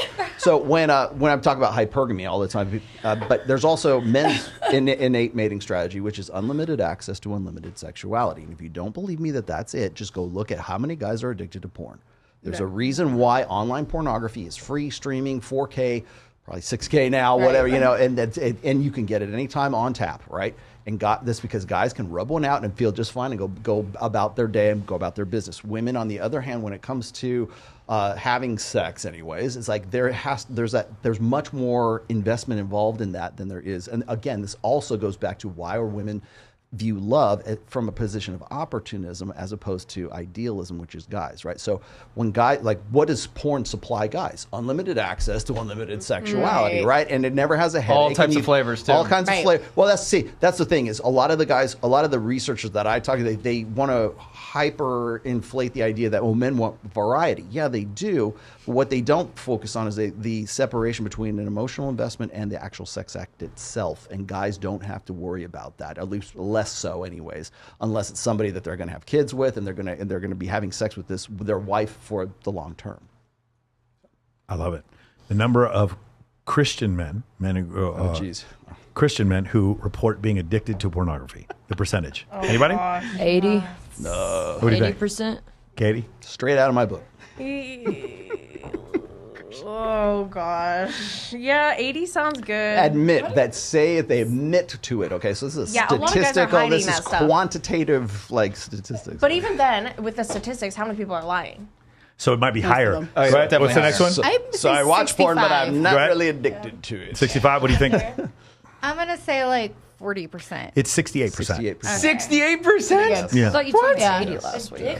Addicted. How do you define addiction? They can't live without it? Iron Disciples, that's a topic for you. I'm giving you free material. By the way, one thing I find fascinating about life that I know you bring up is just the difference between what do people actually do and what do they say they do. And I find this concept fascinating. So every little study like this, I think the numbers probably aren't even accurate. I mean, within a little bit, but I think the numbers are always worse. If you're trying to prove a point that Christian men watch porn, it's probably actually way more than 68%. I'm sure. Because I believe there's a lot of people once a day is an addiction. See, that's the difference. That's the difference. I only smoked heroin twice today. Well, when you do, Steve down the street, he does it 3 times a week. Steve's an addict. I only smoke it. When you do studies like that, there's a difference between a qualitative study and a quantitative study. Okay, quantitative studies is hard numbers. You have the data right there. It's empirical. Qualitative studies are like, we're going to go ask women if they had sex in the last month, and we're going to have some statistics. There's going to be room for error in there because women are going to tend to downplay their sexual activities, whereas men try to upplay it. Right? Have y'all seen the thing going around about it was a funny TikTok that somebody made, and it was unless you had an orgasm, it doesn't count. And then the girl was like, so how many of y'all use the girls, condom did as your a body condom. count just drop like significantly. Did you know that? funny. And I was going to say, like, because my body count is public knowledge, but recently the CDC had said that blowjobs count as like a sex act, so therefore that should be attached to your body count. interesting. I'm like, oh man, That is the type of connection we all of us men love in women. You know? You're right. One thing I have to give you credit for. That's okay. Everybody, one person does that every show. Somebody hits that. One thing I have to give you credit for that changed my life is this concept of like what women say they want and what they actually want. It rocked my world when I understood the difference. Holy shit! Rule number 1, right? Well, I mean, rule number one. So if you go and you look, I based this on old school like dating profiles. Like you had all this laundry list of things that women claim to want, but then when you see the guy that they get with, he doesn't match. Like, I mean, you might meet 2 or 3 of those, but he's yoked and he's got a big dick, right? Yeah. Or he's got a lot of money. Whatever. There's something that offsets the. I had Elizabeth Chevalier on here, and she's like, "I just want a guy who's really fucking." She's like a 9-time playmate. She's like, "Oh, I just want a guy who's really nice to me and very sweet." And I was like, "Tell me about your ex." He's a narcissist, and I was like, "But that's your ex." Like, you guys, I don't think ladies. But I love him. I don't think ladies understand. When you say these things and then you give evidence that you had sexual intercourse with guys who aren't those things, you don't understand what you're doing to steer men in that direction. When you go on a date with a guy who's a perfect gentleman and make him wait and then get home and go fuck your toxic ex, you are making the world 1% worse. Now, it's not your responsibility. Do whatever the fuck you want. I'm not telling you not to do it. But please understand, if men are this way, it's partially because you rewarded them for being that way. How much of men's behavior, this would be an interesting question for you, how much of men's behavior do you think is driven by an experience with women in the past in pursuit of sex? 100%. 100%. I think so too. Yeah. I realistically think, like, I want to pursue more money. Realistically, you could probably, like, if you got psychotherapist here, you could probably tie it back to, like, some girl in 8th grade or some girl in high school that dated the guy with a little more money than you, and it's just, like, so deeply rooted. Or get more yoked. Does this not go kind of both ways? So like, so y'all too. So the whole show kind of, right? Okay, so we talked about Brock the bartender, right? And like you're gonna go mess with Brock the bartender instead of whatever you just said it. Alex the accountant. Okay, so this kind of goes both ways. So like we're gonna go mess with Brock the bartender because he's hot and he's this height and blah blah blah blah. Y'all are gonna mess with the pretty young 20 whatever. We never year said we olds. weren't. Like guys are gonna try to mess with the young 20 like because that's what. Kylie, we never said we weren't. We never said there is no debate about this. But we never said we weren't either. This Sure you just did. got brought up. No. Women are always I'm saying like it's kind of both ways, You work right? at a bar. You're a bartender, right? Yeah. Okay, so you must be familiar with the saying, "No one's ugly after 2 a.m." Beer goggles, Kylie. Can you describe beer goggles? Guys will slump bust. They'll whale Yes. hunt. They will. I love that. I was a baseball player, so but slump busting was a thing, this by the way. is both ways. I've seen girls do this as well. So that's what I'm saying. This is kind of a both. Like it's being put as like, oh, this is a girl problem, but we kind of have it both ways. We just don't think about it in the guy way. Whose birthday is it? It's your birthday. Okay, so. Katie. I'm 21. Happy birthday to you. Happy birthday to you. Happy birthday, dear Katie. Happy birthday to you. Happy birthday, Katie. Thank you guys. The first night, you don't have to use your fake ID. Oh my god. That's incredible. She just turned 21, guys. She's 21 and single. You're ready to 21 mingle. for the 5th year. Hit her up. Hit her up in the chat. It's a joke. Hit her up in the. Hey, let me do 2 super chats. All right. I Then got let's some more to do get to as well. do female friends. Okay. And then let's do delusional calculator. And then whatever else you want to talk about, okay? Go ahead. AJ Gatu says, would you rather be happy or rather be right Ryan? Who is Ryan? Ryan Stone. Okay, got it. I don't know who that is. Okay, beautiful. I don't know who that I don't know Ryan Stone yet. Ryan Stone and I are the research and development department for the Red Pill. Got it. Stephen Miller, how would you go about getting into VIP behind the DJ Green Velvet at a club Musica in NYC? I would ask Mike Sartain. Entrance requires paid ticket. So how do I get the girls in? Steve, will you do me a favor and you got to message me? That's a long one, and I have a very specific way to do it, and I will connect you with some guys in New York that can help you do that as well. There's no general answer. There's a way to construct your lifestyle. Like for instance, after this we're all going to Zook. We got a comp table. We're not paying for anything. It's Katie's birthday. They're giving us all this stuff for free. A bunch of girls are coming. How do you make that happen? That's essentially the number one thing I teach in Men of Action, my group. You can go to moamentoring.com if you want to find Las out. Vegas. Beautiful. And then I believe that's it. All right, one more. Brian Gonzalez, hold on. Brian Gonzalez, $5. Michael, ever since I've been growing my business income and physique, I have had old sides and exes reach out to me. Thanks for snapping me out of black pill. So you appreciate that, man. Yeah. Save the life. That's the ugly world. Welcome, Black pill? welcome, brother. That shit's bad. Yes. Welcome. That shit's toxic. I got Alvin Sam because we read all the super chats on Access Vegas. Ladies, why should a man provide relationship security when unconditional love does not exist? Ooh. Okay, so first off, you should be able to. Because sex is good. Okay, yeah, exactly. Well, here's the thing: this is Simple answer. If you guys want to answer, I'll let Is you. that not just like such a caveman? As far as the unconditional love side of things, there's regardless of whether you're with like in your family, there's no unconditional love. There's just no simple thing called unconditional love, right? There's always going to be conditions for love. If suddenly you're with somebody and you've been married to them for 25 years and they turn into an axe murderer, that's the condition that you broke, and now I'm not in love with you anymore. Okay, so it's like we can split hairs and all you want, but the thing is I think a lot of guys think that there ought to be unconditional love. And that's why I read this, is because I think there's too many guys who go, well, I want to be loved for me just because of me, and that's no performance, no everything. And it's like, well, but see, that's the thing. That's but see, that's the condition, though. Be a better than. So the condition is I have to be better to get into a relationship, or just to get into my relationship. Yeah.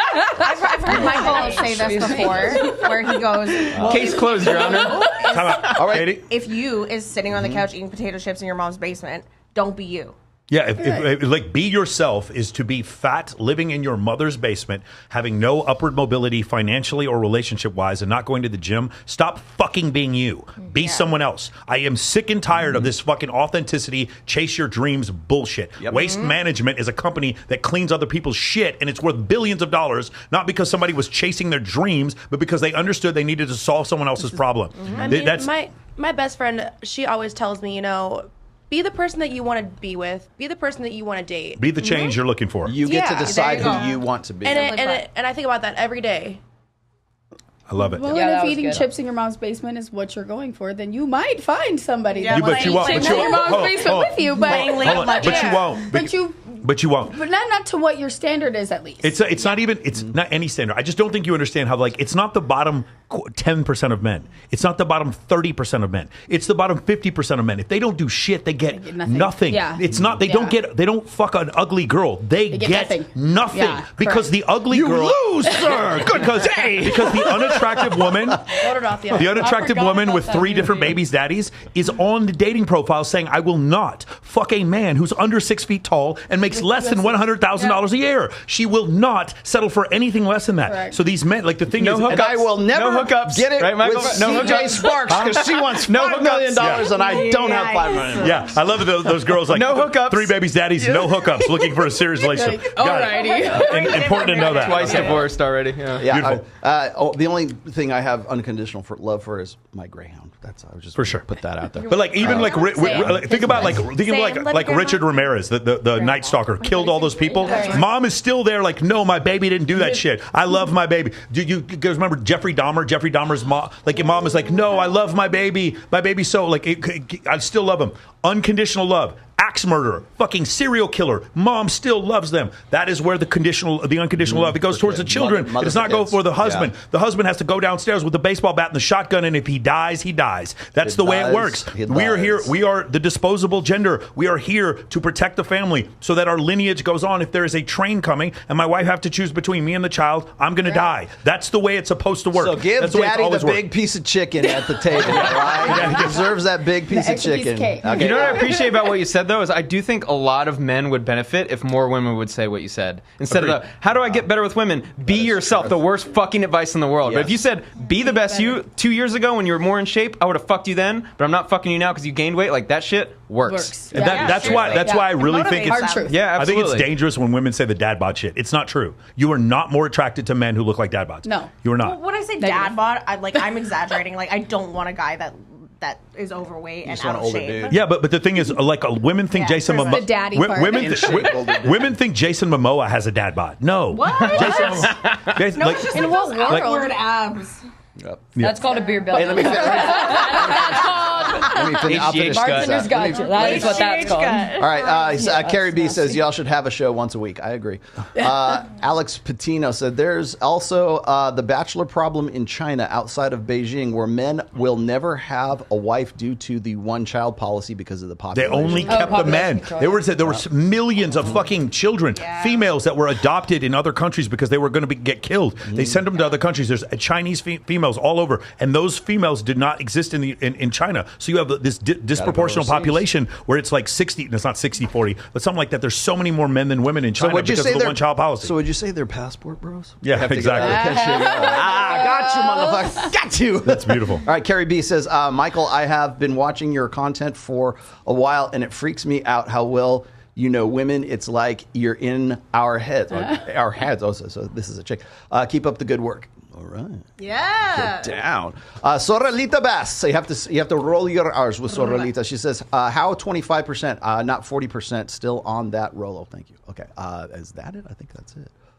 And that is it. Beautiful. Thank you, guys. Do you want delusional calculator or female friends? Let's do female friends first because I kind of want to do the male delusion calculator because we got this. We're going to do this both. Let's do that. Okay. Yeah. There's no one child policy. I know it's coming. There's no one child policy now, but the fallout and the consequences of the one-child policy is what we're experiencing. You guys understand, when they had a choice for one child, that one child was almost always male. If you do that for long enough time, you just have fewer females in the population. Some of these female children were being killed in utero, like being aborted, or the children were being put up for adoption and live in other countries. And so you have an excess of male children growing up in China, and that's essentially what's going on. Yeah.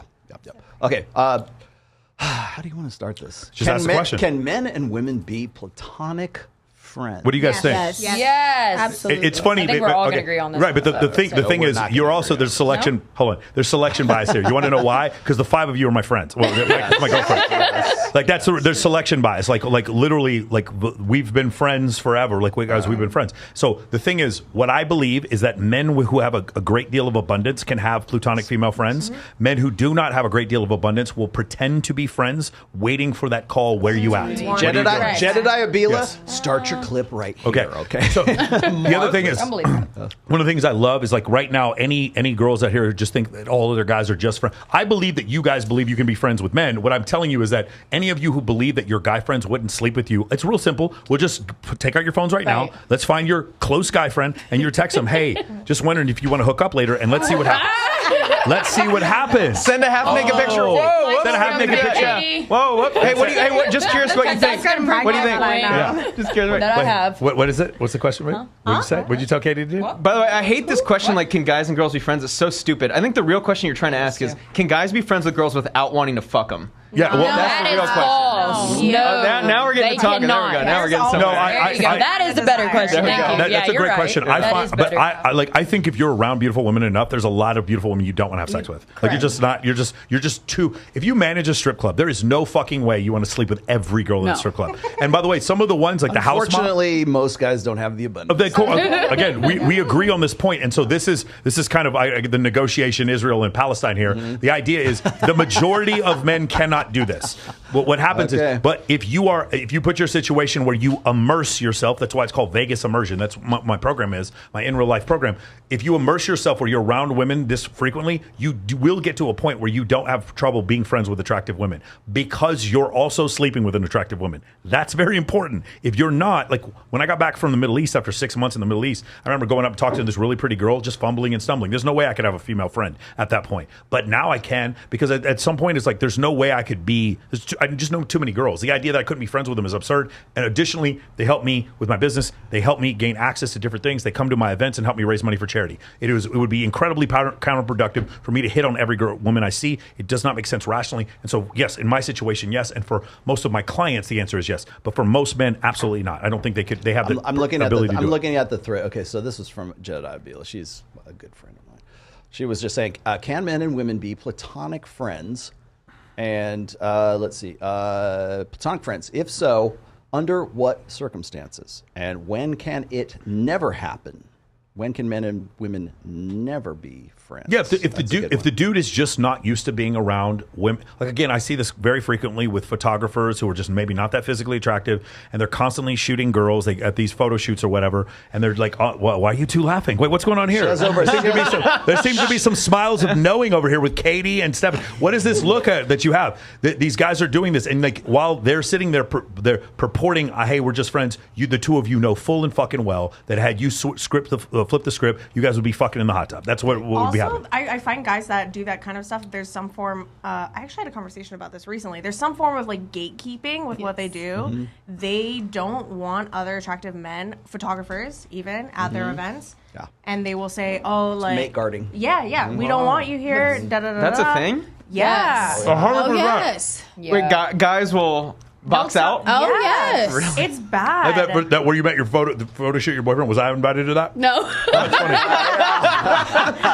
No, I was not. I guess you're not. No, you were not. I was not invited. I've gone to events where they say like, oh, bring your photographers, da-da-da-da-da. And then I sent them the photographers, and then they're like, oh, well, they can't come. Yeah.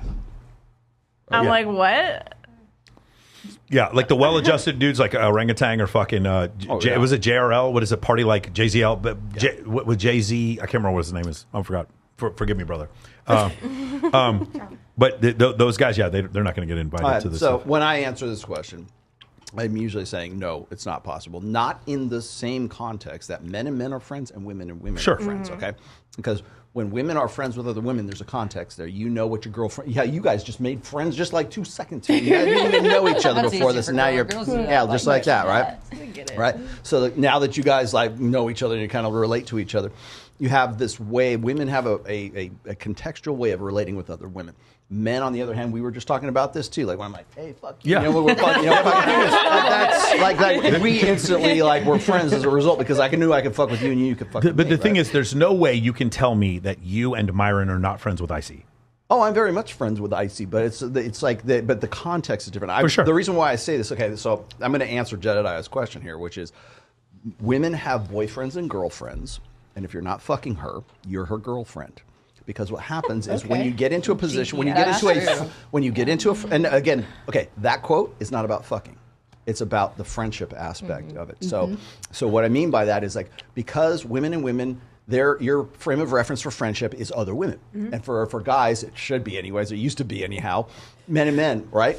There are so many things that a guy as a friend will tolerate from a woman that he would like come to fist fight with his bros if that was the case. And that's why I was asked. Oh, that's interesting. I'm looking at like 1,300 plus responses to this, and most of them are guys going, "Oh yeah, totally, we can be friends." Yeah, give me your number right now. We can be friends. Exactly. I'm looking. What are you doing Friday night? I could read. There's too many to read. Right? Like go out for dinner completely platonically. But see that quote isn't about the actual sex quality of fucking her. It's about the fact that when men and women become close, quote unquote friends, the context between it's one frame or the other. So guys usually like they want to say, okay, well, I'll be friends with her for a little while and I'll prove my worth to her, and then suddenly my lady will realize I'm the guy that she really was dreaming about. Kylie, your guy friends had a similar reaction. Several of them when they found out that we were dating. Do you remember what it was? What was their reaction?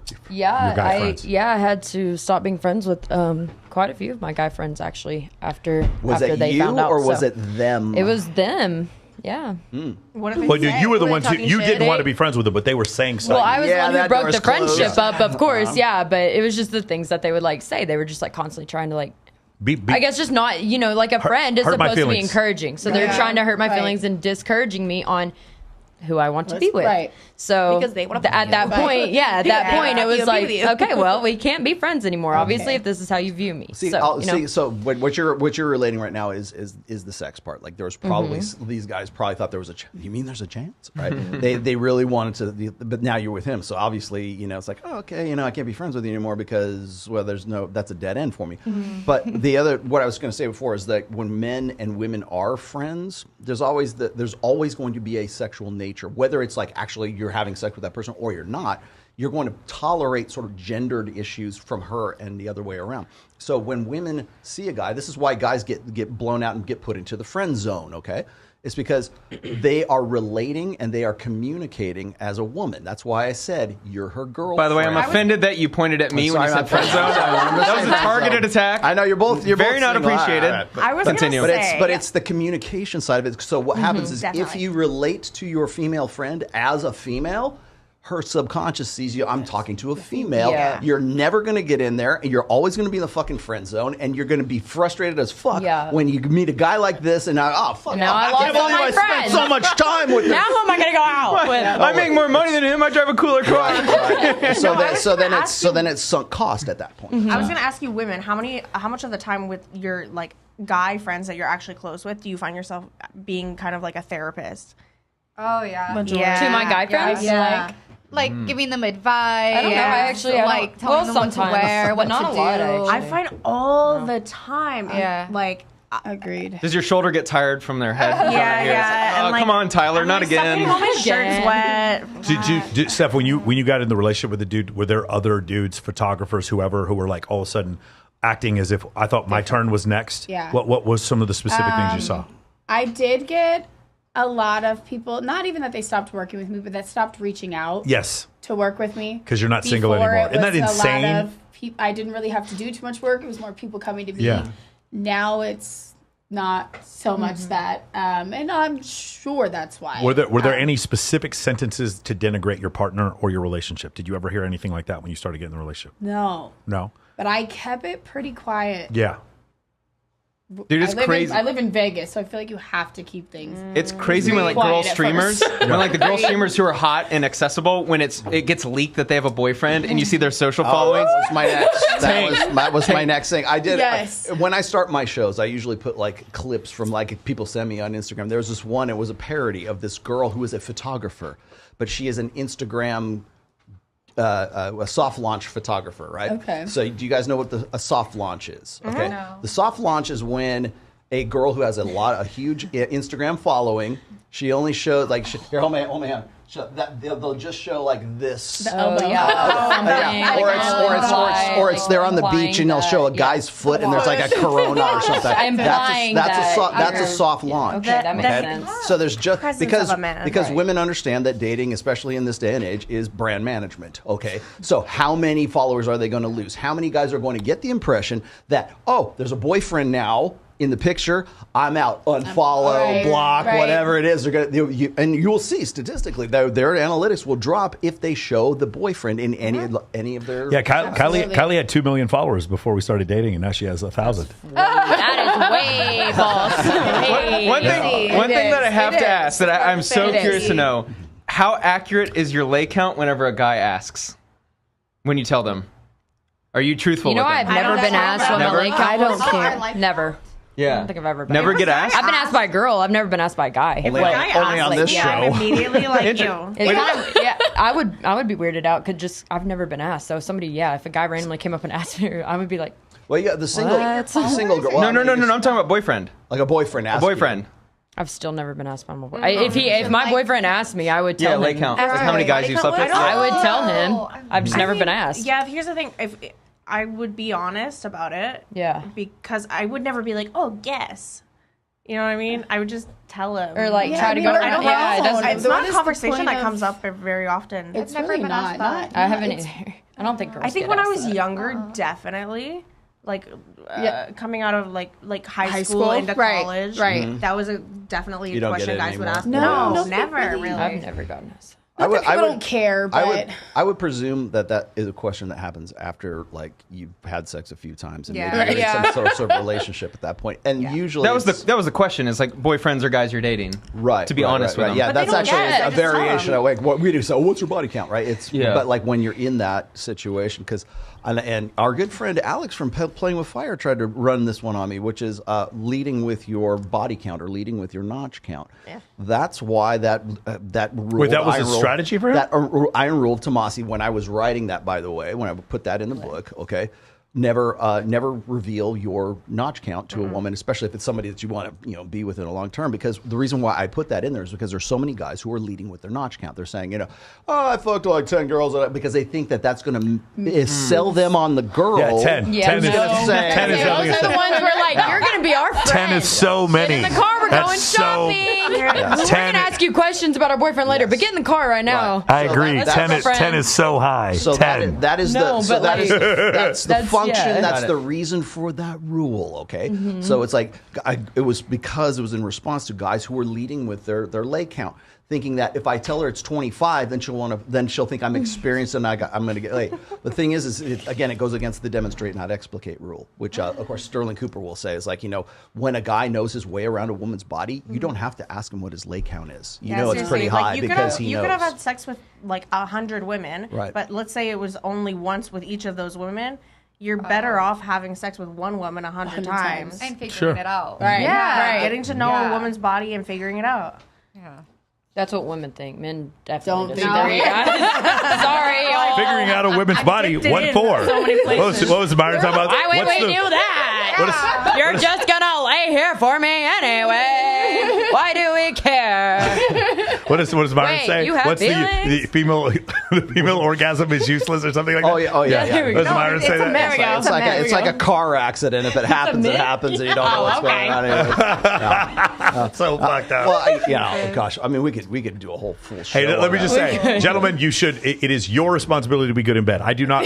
Women do not really like. There are women who are super attractive who do not have to be good in bed. Men, if you are not, they are going to tell their fucking friends that you are bad in bed. They are, and the whole idea was like, well, I'm not going to go down on girls. Well, that's the problem though. If you do, then they are more likely to come back and want to have sexual intercourse with you. If you are bad in bed, they are less likely to come back and have sexual intercourse with you. Period. Does not matter how big you are. You need to know how to use that shit too. Motion of the ocean.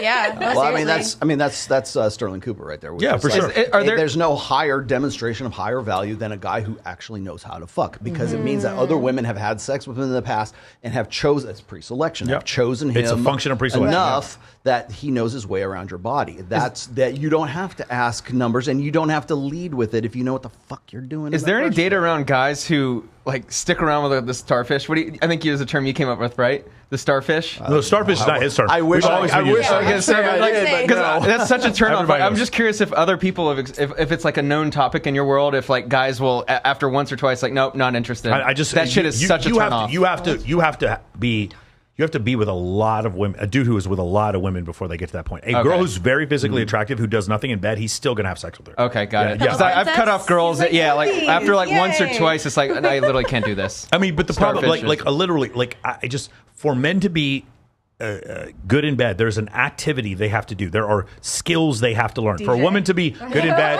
there are also skills they can learn. But the problem is, for men to be really, really good in bed is like attractive to women. For a woman to be too good in bed can often come off as masculine. Got it. But be too good, like that's kind of crazy. Well, that's what I think. A lot of people misinterpret that. They think that it means like, oh, well, you especially the third iron rule of Tomasi, which is the sex is never worth the wait. People misinterpret that and they think that it's like, oh, you need to just get your notch count up. That's not what it's about. It's about genuine desire and wanting to be with that guy rather than feeling like you have to, or there's something that's mitigating you as to why you wouldn't want to get with him in the first place, and so therefore it leads to that kind of sex. So. Got it. If there's ever oh, he's great, but if there's any buts, you're probably not that into him. Right. Yeah, you're mitigating it. Yeah. It's not. Okay. I'm gonna throw this one out there because I know Fresh got into some real problems with this. There was one point during in Myron Fresh's show where like Fresh was saying something about like he wants to own a woman's soul. I want to own her soul, right? What he's trying to like sort of like vocalize is that it's genuine desire is what he was really trying to get into during that time. This is when the whole Miranda thing that was Yeah, I going kind on. of called that out. I found it. I know you did. Yeah. I wanted to point that out because I called him out on that too. I said, I know what you're trying to say. You just need to elaborate a little bit more. But it gets back to the genuine desire part of things. So it's like you need to be the hell yeah girl. Yeah. Do you want to go on a date? Hell yeah, I do. Do you want to go skydiving? Fuck yeah, I do. You want to go deep sea fishing? Hell yeah, I do. Whatever it is, right? There's that want and that desire. What I was saying also is that, and ladies, have you done this in the past? So you've been with a guy that you're so into, you'll like change your sports team, or you'll get into something that he really likes. So that Oh yeah. Oh, for sure.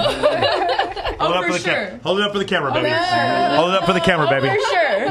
Baby, do like this, hook 'em horns. Do like this, hook 'em horns. Yep, I'll even do that for him. He's really into racquetball, and so she buys the best part about the racket for him. Cowboys is once the playoffs come around, you get a lot of time with him once they leave. Because they're gone. I am a Arkansas Razorback, and I hate the Cowboys. Yeah, so you don't Guess really know who sits and watches every Cowboys game? You don't know what the playoffs are like either. It's okay. Yeah. But it comes back down to negotiating desire, and it also comes back to like, are you fully into this? Is this really what you want? Because women will express this just as much as guys do, and I was like, God damn it, can't you guys just like see what I'm talking about? Yeah. Do you want me and only me? That's what guys want. Well, it's like, okay, so it's like negotiating desire, like going, he's good, but that's you negotiating your desire for that guy. Right. And so what happens is then you get into a position of obligation. So if you're like, oh, well, I have to do it. It's like duty sex. Like, oh, I don't really want to fuck him, but he's my husband. I have to. Ugh. So then it's obligation, and then you get the starfish sex. Got it. So- It's kind of like when guys are paying for a bunch of stuff and then kind of sugar baby type thing, and then it's like it's transactional. Oh, yeah. It's like, oh, he's my husband, so I Yep. have to do this. Oh, he Yep. paid for this, so I have Yep. to do this. Becomes a Obligation. chore. Yeah. Yep. That, you just described the difference between validational sex and transactional. God, I'll fuck you I tonight, I guess. guess. Again. He took out the trash. I I told the marriage therapist I would fuck him if he took out the trash. Oh, man. Louis That was C.K., our the sad deal. hand job is one of the funniest bits. You know what I'm talking about? Louis C.K., the sad hand job. Oh, come on, Peter. Come on, you can do I got it. laundry to do. I know. Yeah. The kids need to be put to bed. Come on, Peter.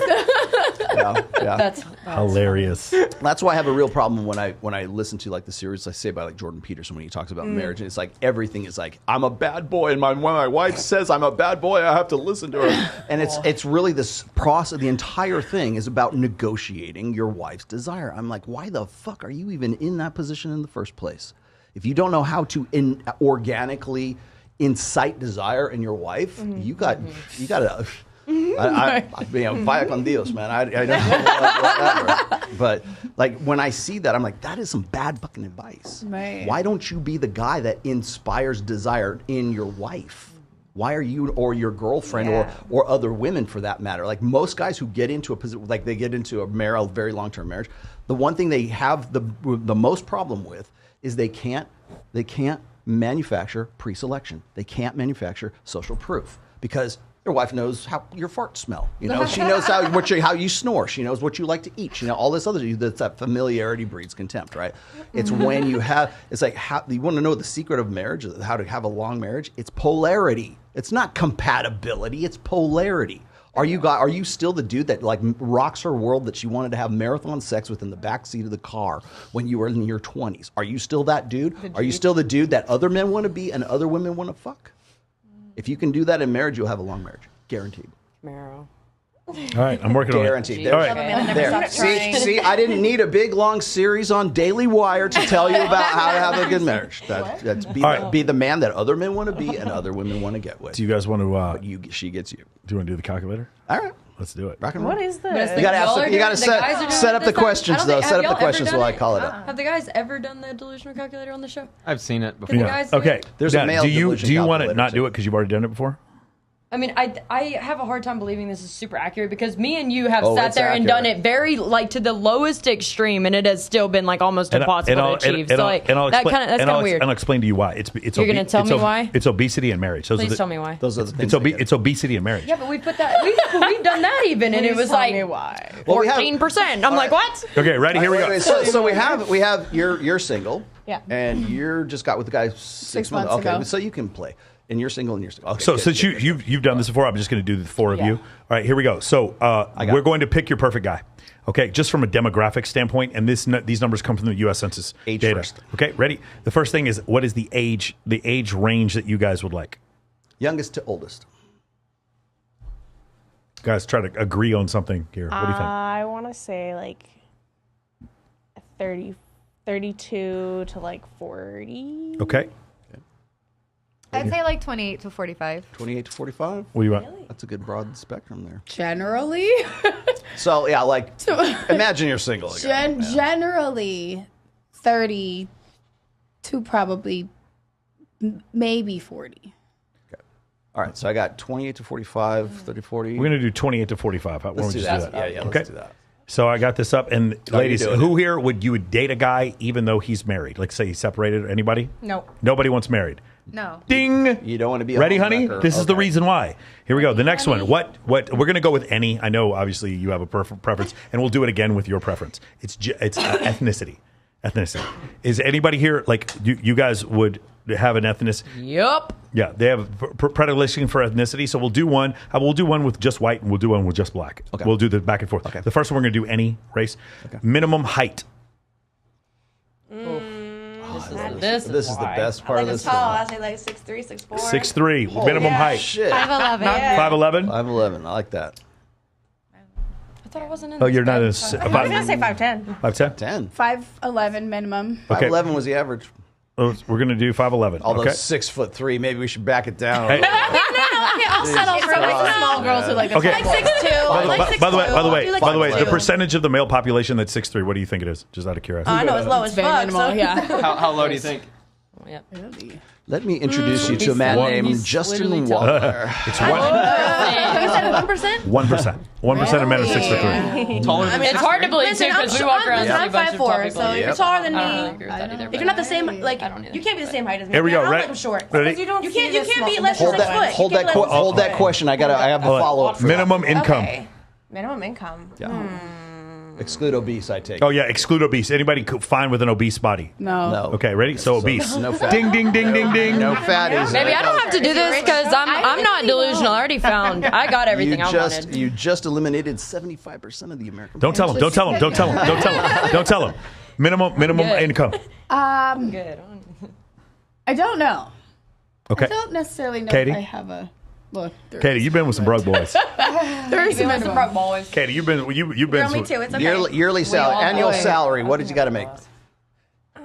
You're gonna marry them. You're gonna marry them. Ideally, like 300,000. 300,000. Beautiful. What do we think, What about you? Stephanie? Well, let's back it down. Let's get an Look at his eye. average. Did you see his eye? Stephanie, 100,000. 100,000. There we Now we're go. at 200,000 Let's average.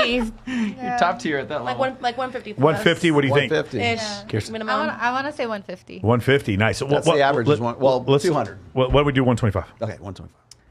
We do 125. Okay. I wonder if yours The reason I say that is because I've been with the broke boys. Okay. Ready now? Yeah, now, tell me before we go on. What number for the numbers that you guys just gave me, and I'll just tell them right now. It's not married, any race, at least 5'11", not obese, and earning at least $125,000 a year. The percentage of men in the United States that meet that criteria. What do you think? I want to say like 14%. 14%. What do you think? 10. 10%. What do you think? 5. 5%. What do you think? 30. It is 0.35% of men. Really? That'd be 1 out of every 35. No, 1 out of every 350. Right? One out of every 300. 350. Wow. About a little less than 1 out of every 300 men. That's even just to get in the start. That's not even physical. Ready? Uh-oh. 300? Okay, here we go. Ladies, the average man in the United States makes how much money? Go. 60K. 60K. What do you think? 45. 45. Yeah, I'd say it's pretty low. Yeah, What do you think? pretty low. 60. What do you think? Yeah, it has to be like 45. It's yeah. about a good guess. 39,000. Okay, you guys. That's the average. 300. Yeah, 39,000 is the average. The average, guys. Yes, the average height in the United States for men is what? 6'1"? The 6'1". What do you think it is? Average height. Average height? It's like 5'11". It's like 5'8". 5'11". What'd you say? 5'9". Yeah. Yeah, it's 5'10". Yeah. Well, if they got their diet right, they'd It's fucking 5'9". grow. They'd grow. Got it. Okay. They got The their average guy. How You know how tall? much shit they put in their food? That affects everything. How tall is Tom Cruise? No idea. Oh, like 5'7"? 5'7". 5'7". How tall is Robert Downey Jr.? No clue. 5'9". 5. I would say 5'8". See? Okay, so the Too short. point 0.35. Oh, by the way, we'll do it the other two. Let's go back to the other two real quick. We're going to do only. We'll do white, just white, and we'll do this again.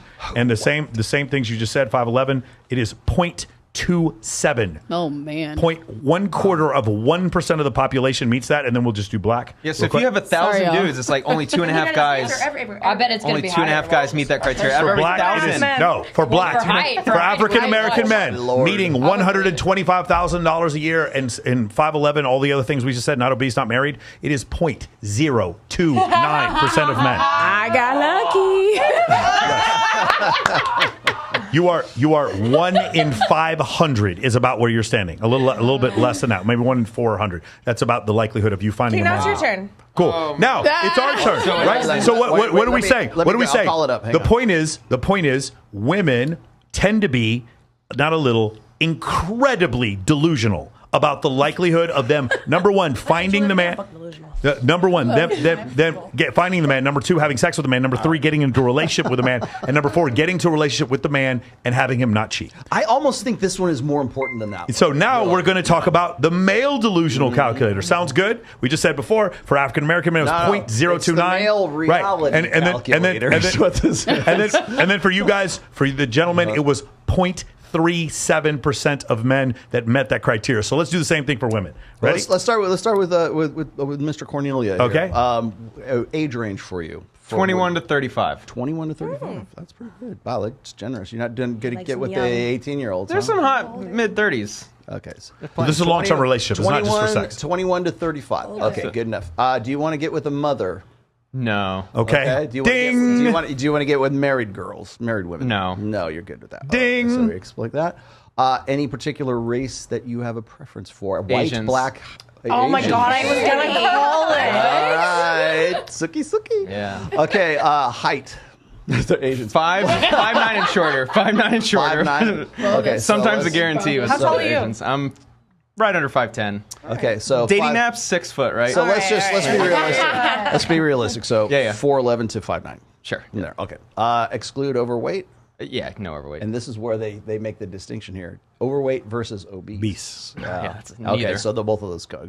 Okay. Minimum income. How much does your fine Asian girl have? For a long-term relationship, yeah, this is where it's over. It's got to be 6 figures. 100, Really? Yeah. Oh. Yeah, for a long term, Okay. yeah. Okay, so yeah. minimum income is. Let's just call it 100K. 100K. Okay. Do you want a maximum income? No, it's okay. no, I'm cool with Okay, whatever. so we'll Yeah. go with minimum. Okay, Yeah. you ready? So, let's find out what your. And let me Ladies, guess. time out, ladies. What do you think Oh, yeah. the percentage of women that meet those criteria are? Go. What do you think? The same thing as 0.0. Oh, with eight For what he wants? Yeah. Asian women. It's going to be low. Yeah. Low. Okay, so not married, no kids, Yeah. Asian woman between 4'11" and 5'9", not overweight, and earning $100,000 $100,000 per a year. year. I mean, she's probably going to be a YouTuber like you. They're out there. I'm going to say 15%. Have you heard of Passport Bros? Oh, wait. That's right. They're kind of I think one of everywhere. the You girls got on lucky. You got- Bling Empire. There you go. Okay, so ladies, not what do familiar. you think the percentage is to find his dream girl? I think 2%? What do you think? I don't know. I think that the statistics that you gave, I think you're pushing higher percentage. I'm gonna go with 45. I'm thinking that now. What do you I'm think? starting to redirect. Well, it can't be 45 just because of Asian. women, We're going to do this again. healthy. Yeah, but not 45% 45% of the population isn't Asian. Go ahead. Oh, what was what is it, Katie? And between the ages of 21 and 25. 35. Or 35, yeah. Still. I don't know, I'm gonna go low. I want to say like 3%. Or something. Yeah. So because less than 1% of the population is Asian, the answer is Right. going to be less than 1%. Yeah, it So is. let's do this. You want me to tell What? Yeah. Okay. I would guess it's 0.0003. You're close. 0.00362. Wow. Now, time out. Roughly 12,000 women in the United States meet your ideal woman. Beautiful. She's out there. Let's There's a chance. Let's do the same thing. So Okay, you're time saying out. there's a chance. Now, I've gotten 75 million views on YouTube. There's a chance she's seen okay, it. here we go. Let's do this So you're saying again. there's a chance. Time out. Let's do this again. But let's do this any race and income can be 0. Let's try this again, Okay, so- which is Oh, yeah, where let's most be men are. interesting. Yeah. So 35. Do we still say married? Okay, we got the any race. Any Any race. race. Okay. And minimum income is 0. 12,000 girls. That's minimum it. income is minimum income. Does she They're in have to have LA. a maximum income? No. So you can do that too. Okay, so no maximum, no What? minimum. No. All right, so minimum income is 0. Here we go. All right. Oh, you're doing way better on this one. So what do you guys think? This is what most men would say. They would say any race. They would say and they by don't care way how much. better, I mean like relatively speaking.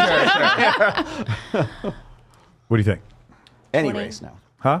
20%. What do you think? Is it 15 now? Because it wasn't Right. last. It's gonna be around 80 What do you to think? 90. 80 to 90. What? What do you think? Whoa. What do you It's think? gonna be high. Like, that's knocking out. There's not one No, factor on there that has obese and anything to do with obese and marriage. Oh Obese wow, and that marriage, is yeah. everybody at this table. What?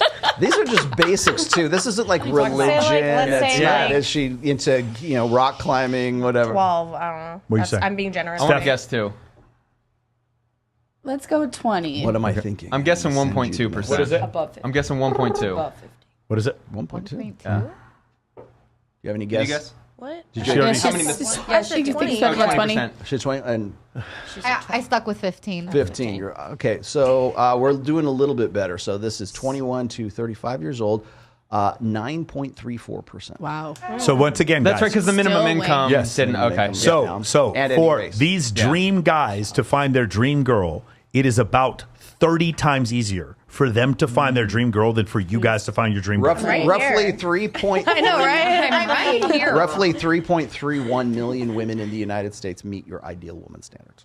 Do you guys understand? Like the 3 million out of a nation of what? fucking What are we at now? Are we 300? 300? Oh no! Yeah, You're the one. Hold on, Katie. You're the one we feel sorry for, not us. It is 30 times harder for you to find your dream Yeah. guy. And you didn't even get into like tattoos or Correct. anything that's like Yeah. polarizing. Yeah, red Exactly. flags. Yeah. Right, yeah. There are more attractive women who don't make a lot of money, who men will pick because of their physical attractiveness, than there are men You who can make be a 100,000. sandwich I artist. think top 10% in the country is 170.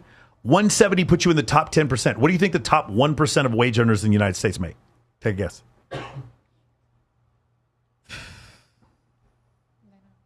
I thought we just stated that earlier, didn't we? No, wage earners. Just in wage earner. What would put you in the top 1% of earners? Just throw a number out. Oh, top 1%. I have no idea. Katie. Million? Million? What do you think? Yeah, I was gonna say. What do you think? A million? What do you think? Steph? Top 1%. Yeah. More than that. Yeah. But very minimal people in that. Well, that's why. No, it's not very minimal. It's exactly 1%. Yeah, like very minimal people in that. I It's don't- not minimal or maximal. It's 1%. More More than than a, Mil? More than Katie, what do you think? I would say million. It's about 450,000. 450,000. And the reason why it's funny is any of you guys who've worked in bottle service consistently bump into men who make more than $450,000 a year. sure. This city kind of jades you in that direction where you just meet tall, good-looking dudes who tell you they're not married, but they obviously are. No, my boyfriend doesn't I'm have. married, has a son. My boyfriend doesn't Right. have an Instagram because it's his business. No, it's because he has a wife. That's why he doesn't have Instagram. Yeah. And you've been dating him for a while, knowing full well. Yeah, he had a go to fucking Des wife. Moines, Iowa, and find $450,000 earners. Yeah, no, but Probably like, hard.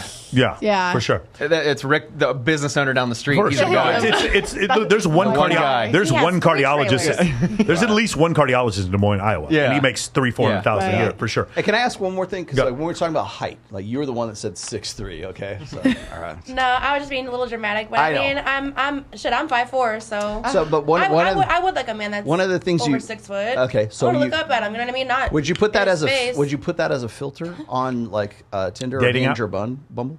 Wait, what? Would you put it as a filter? Would meaning, you like, say I am not gonna even see eliminate any profiles? guy except for 6 foot and above?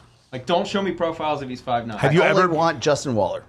Have you ever been on Tinder, Bumble, and Hinge? No, but when I first moved here, I did have a plenty of fish. And did you select a height? Wow. It's like MySpace, isn't it? I'm sorry. What was your question? Have you did you have a preference for a certain height on Plenty of Fish, or would I don't you? know, it was like 9 years ago when I first moved here. I don't think I had one. I don't think I had one. How important is height to you guys?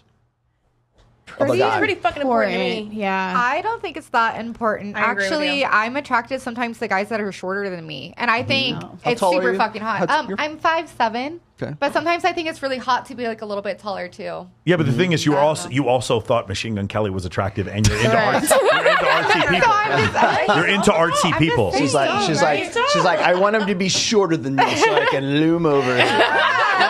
Did you have any past? What to do? Did you have any past partners that you were physical with or dating that were shorter than you? Same height, Same height, but okay. not shorter. No.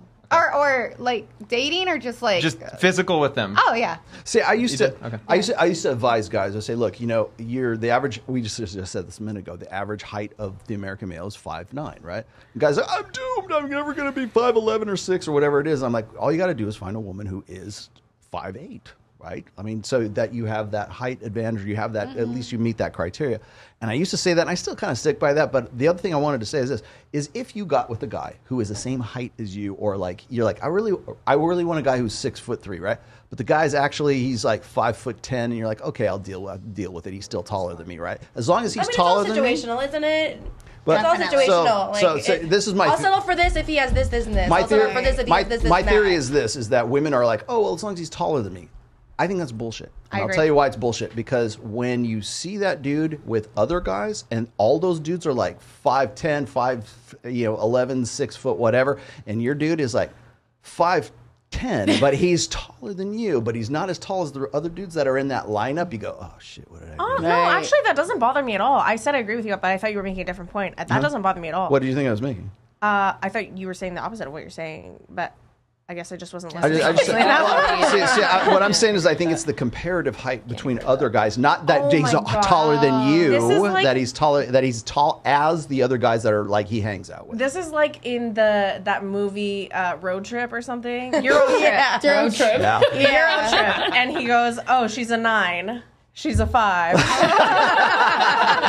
Yeah. So in the lineup, it's the comparative height rather than like, oh, well, I'm 5'8" and he's 5'9". I guess I'm in love. No, you want to see the dude hold his own against guys who are like 5'11" or 6 foot tall. That's what. All right, can we? I want to bring up the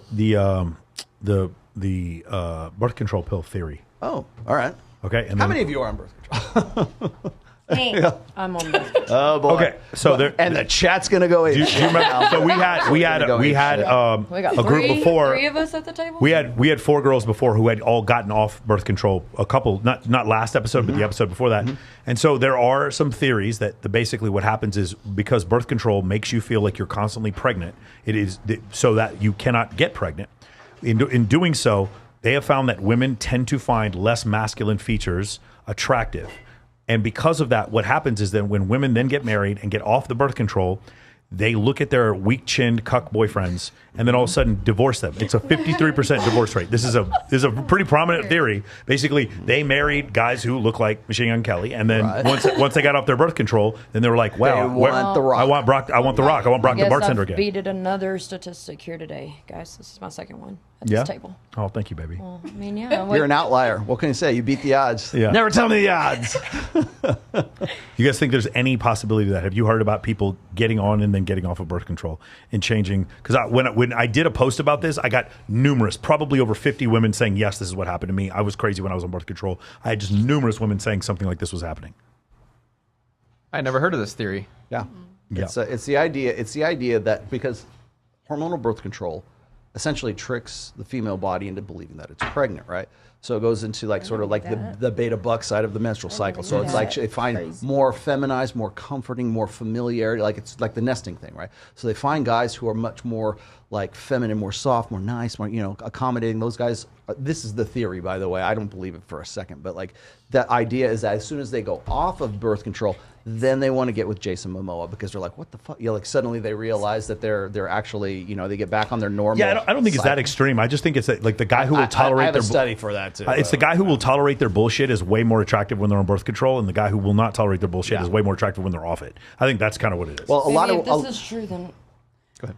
Baby, I've statistics. never actually thought about 100%. it, but now when I think back to when I was on birth control versus now, the men that I liked are completely different. And in that retrospect, they were much smaller, much more feminine. you want me to get off birth control? Still? And I've been off birth control now for quite some time, but now that I think about it, it is exactly like that. They were much smaller. Now I would never go for a guy that was smaller than me, shorter than me, or anything like that. But before, we were about the same height, about the same size.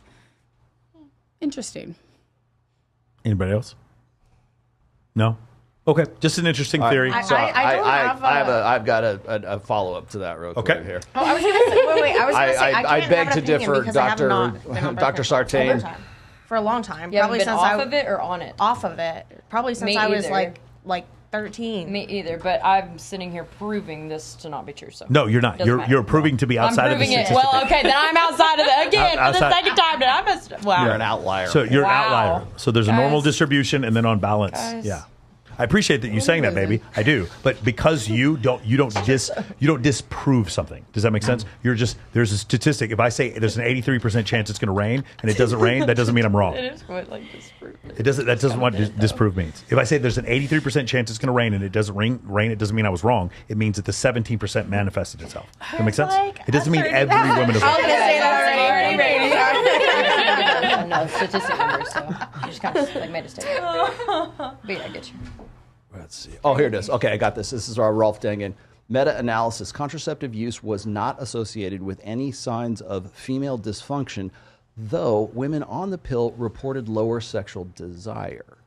I will agree with that. Would you say that when you come will. off of it, you're like I will more ready to go? I will 100% agree with that. Okay, so Yeah. this is, by the way, I use I think this quite that's a bit true. whenever I get the hormonal birth control thing. Now, here's my counter to that. If that's true, if in fact that women prefer a guy who's more beta when they're on the pill and then they go off of it and they prefer more alpha, what that disproves is mate shifting theory.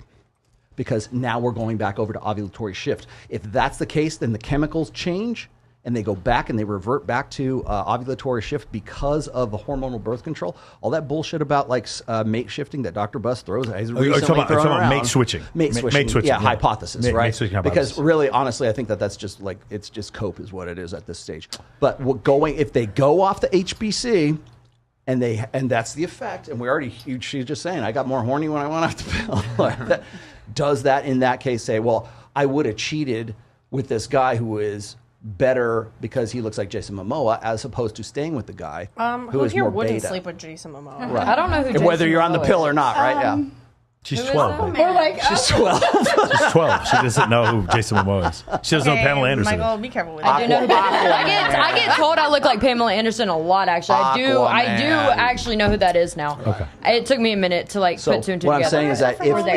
if that's a chemical case with it being a chemical effect on women, does that not then reinforce the famous idea chess- of ovulatory Well, so shift here- versus mate shift? Here's Pamela why- Anderson, the girl. No, Jason Momoa. Yeah, here's why I don't think so. Because what happens is you come off. So when you're on birth control, you're not in a cycle anymore. When you come off birth control, now we're back in a cycle. So during a period of the cycle, Dr. Buss is correct, and during a period of the cycle, he's not. Oh, I So see. what about That's what I think. non-hormonal birth control? Like a so copper in that IUD? case, mate shifting hypothesis is only dependent on whether or not that woman is on birth control at that time. No, it depends on where she is in her shift. No, I'm saying, what about like a copper IUD? That's not hormonal. Right. Yeah. Yeah. That doesn't. We don't. There is no sign that that's doing the same thing. That's mechanical. Yeah, that's mechanical. That's not going to affect your hormones. So even if you get a hormonal IUD, eventually the hormones wear off, and you can still keep it in for a while, I don't understand like the a question. year or two. Okay. So, like, I guess by that point, I have weaned off of it. But I felt myself going a little like, "Arr," and I was like, That's what I hear most of. It's How like long- it, how long it were you on affects it before you moods went off? It does more than affect anything. So I think I got it when I was like 19 the first time,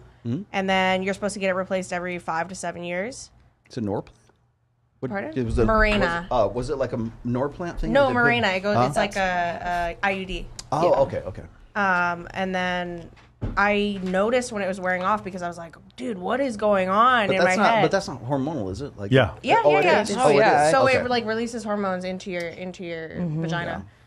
That's implanted. Yeah, it's an yeah. implant in your they uterus. Stick it up in your cervix. So you're Heard taking that. it whether you want it or not. Yeah. Yeah. So yeah, because it like it's a little T and it like blocks off your fallopian tubes.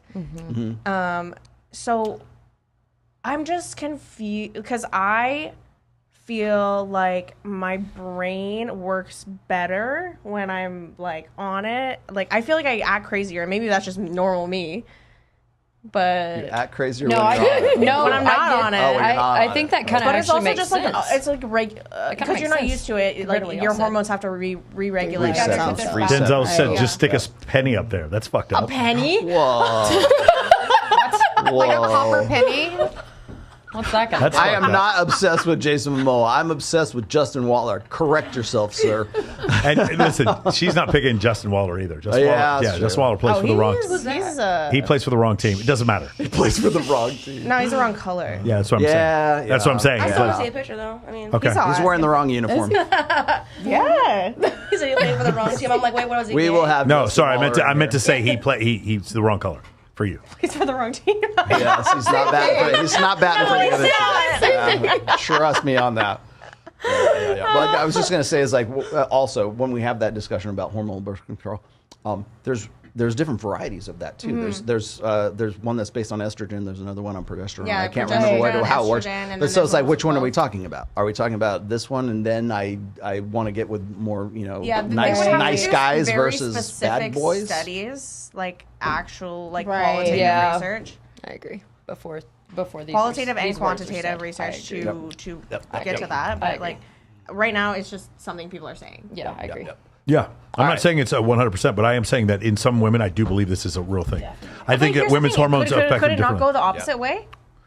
I mean, I haven't seen any theory that it would. Like, there would have to be a hypothesis presented that that's the case, because the thing is, they can't conclusively say one thing or the other. Gotta wrap up. Okay, cool. They can't conclusively say one thing or the other, but there's no evidence. There is some circumstantial evidence for one way, but none for the other. Anybody else? All right, cool. Does you have any other questions? No, that was it. I don't have any more supers that I can see right now. I want to make sure I get to everybody, but I think I got to everybody. Oh, geez. Okay, thanks, Rusty Fuel. Chore play. Get the tail first and then do the chores. Very funny. Okay. So thank you, Philippe, for the do the $2 dishes to and keep then you might Ned get off the some. pole. My Greyhound off the pole. Thank you. Keeping him off of OnlyFans. One super chat. That's at a right, man. You time, guys are baby. keeping me off OnlyFans one super chat at a time. I appreciate that, guys. Yes, I think it's horribly unfair that I So can't are we make getting a paid? lot of money. Huh? Do any of you guys have? Yes. Do any of you guys are on OnlyFans? Hell one? no. No one? No. Wow. You are. Oh, you are? Well, I used to be, not anymore. I mean, I I used to hardly be. post or anything. I think I have like 2 or 3 fans. I I don't make mine still like that. exists, but I don't use it. Mine exists. That's what I'm but saying. don't use I think it. I think every month I make like $80 because like Yeah, people buy wolf people stuff. are renewing. They forget that they subscribe. Exactly. Nice little gas money, you know, the little. Yeah. But yeah, no, Taco Bell money. Yeah. All right, let's DoorDash. let's wrap. This is a good show. This is good. Hey, man, thank you guys We for turned coming it out. out. Man, I really appreciate the people. It's about 1,000 people watching us in the chat the whole night. Yeah. So I appreciate all you guys. Chase, check us thanks out. for doing what you do, man. Appreciate you. My pleasure as Appreciate always. you, brother, man. Thank you. Appreciate it. Hey guys, it's awesome. I think we've actually like calmed them down. I didn't really see the abrupt angry fucking messages I on know. the chat this I know. week. I'm pleasantly surprised. I know it's pretty like they've Gosh, they've God, matured you somewhat. let me down. Come on, call them whores or something. What's wrong with we you? need some toxicity up in Yes. here. Hey, these girls are fake. Yeah. handle it. So anyway, I wanted to get like a cross section. You guys are all very different. I know I'm friends with all 5 of you, and I know you guys are very different. So I thought this would be really cool. I thought it'd be cool to have Yeah, Spencer on. Spencer was good. That and was you all awesome. showed up on time. Got some good questions, too. And dude, That is amazing to me. That's the most amazing part. I was like, What? oh, I'm going to be early and we're going to be waiting. yeah, seriously, the fact that Missy, I thought we were the fact that Missy showed up, it was just incredible. I know, but I was late last She actually time. showed up. Yeah, thank you. 7:30. Huh? Yeah. She was here. Beautiful. All right, hey guys, thank you guys for coming. A couple things that are coming up Yeah. tomorrow. ABC is coming out with ABC's 2020 is coming out with a show called A Model Murder, and it is about Kelsey Turner. Oh, And yay. Kelsey Turner murdered her sugar daddy back in April of 2019, I believe. After their sugar daddy, she was extorting him for money. She's saying, "Hey, I'm going to tell people that you molest children." He's a child psychologist that would destroy his career. He comes up to her house. He lives in Los Angeles. She lives in Las Vegas. Comes to the house, meets the girl to say, "Hey, listen, I want to cut this off." But the real life boyfriend is there and hits him in the head with a baseball bat. Then he goes back to the backseat of the car, pistol whips him to death, puts him in the trunk of the car, drives him out to the desert, and then tries to set the car on fire unsuccessfully. Then both of them run away to Northern California, and then they are both arrested. And recently, within the last month, they have both pled guilty And now the shocking to second degree documentary is murder. up. 2020. is doing a documentary on it. There's another girl named Courtney Taylor. You guys remember Courtney Taylor? Yes. Courtney Taylor is an OnlyFans model who stabbed her boyfriend in the shoulder and killed him that way. Her boyfriend was a large Nigerian man. She is a blue-eyed, blonde-haired woman, and she started saying that her boyfriend was trafficking her and he was abusing her. Every single witness said the opposite was true. She was abusing him and beating him, and she was not charged with murder until a video came out of her beating the living shit out of him in a fucking elevator. Then she was charged with murder. And both of these women were at Babes in Toyland. In 2020, came and interviewed me about it, and they interviewed me for 10 hours. Be there in March. They interviewed You're the me common denominator. They were on the same carpet in 2018, actually, at the Pet Edition. And so 2020 has interviewed me. They interviewed me for like 10 hours. I don't know how much of it's going to make the video, but tomorrow on a model murder on ABC's 2020, I'm going to be on there. And the most important thing is if I'm starred for the whole thing, I still won't get a blue check mark. It doesn't make No, sir. No matter what I do. I could literally run for president and win a primary, and I wouldn't get a blue check mark. I could cure cancer. Yeah, for sure. I wouldn't get a blue check mark. Can't you buy one nowadays? Yeah. You can buy one. From what I hear, You will be that's soon. very You could buy one. It might be a green one. It's gonna be might not like be 15 blue. It might be a 15 different color. Yeah. I got an orange check mark. I got an orange check mark. Anyway, so that was the first thing. Second thing is Babes in Toyland is going to be March 18th. In Los Angeles. We're doing it for I'm going. No, Miami's May 20th. Oh. March 18th in Los Angeles. That is going to be the Pet Edition. We're going to be doing that for Animal Rescue if you guys are interested in coming to that. Also, we're going to do some in real life Men of Action stuff there. Some MOA Vegas. It's a social media boot camp. We're renting out an Airbnb, and we're going to have a bunch of stuff going on Finally there. doing something in my wheelhouse because I do Greyhound Rescue. Beautiful. And then also on May 20th, we're going to be having Babes in Toyland at the SLS in South Beach in Miami. It's going to be a white party. I do believe it's also an Animal Rescue. That was going to be May 20th. On May 19th, I am going to be taking some of the girls from Babes in Toyland on Fresh and Fit. And I will be going with you on that because that's also the Bitcoin convention weekend too. So I'll be there with Miguel, me, Miguel, Charlie, everybody from Vegas will be in Miami. And I'm going to end up missing EDC, unfortunately, because of it. But that is the plan. I might be there on Sunday. I might make it back on time on Sunday to go to the last day of EDC. But that's what's going to happen. If you guys are interested in that or learning anything more, hit me up if you guys want to join our free school forum for Men of Action. It's completely free. You guys can join. We give you a bunch of information and our calendar. If you guys are interested in the Men of Action program, how did I put all this together? All these interviews, and how did I end up with like 5 amazing women coming on my show? You guys can go to moamentoring.com and you can find out about that. But more importantly, you need to go on his channel and his captions and use his promo code for Men of Action. Which is the second link down. But the third link down is to my good friend Giovanni Sanders, who is responsible for the theme song for Access Vegas that will go out on. So it's available now. The full version is on Spotify. Go get it, add it to your playlists, and rock and roll. Have sex with your girlfriend while she's on birth control. Have sex with your girlfriend and listen to Giovanni. Listen to the Access Vegas song while you're fucking your girlfriend. And I will be on birth control. And I'll be at House of Blues tomorrow watching Steel Panther. Steel Panther. That's incredible. If you want to meet me, I'll be at House of Blues in Vegas tomorrow at Steel Panther. All right, guys. Hey, man, thank you guys all for joining us. We will see you guys in 2 weeks, hopefully 2, maybe 3, but we're going to see you guys soon. Thank you all so much for joining us. All 1,000, more than 1,000 of you joined us live online, and we'll see you guys here pretty soon. Take care. Sanders, go. Good job, everyone.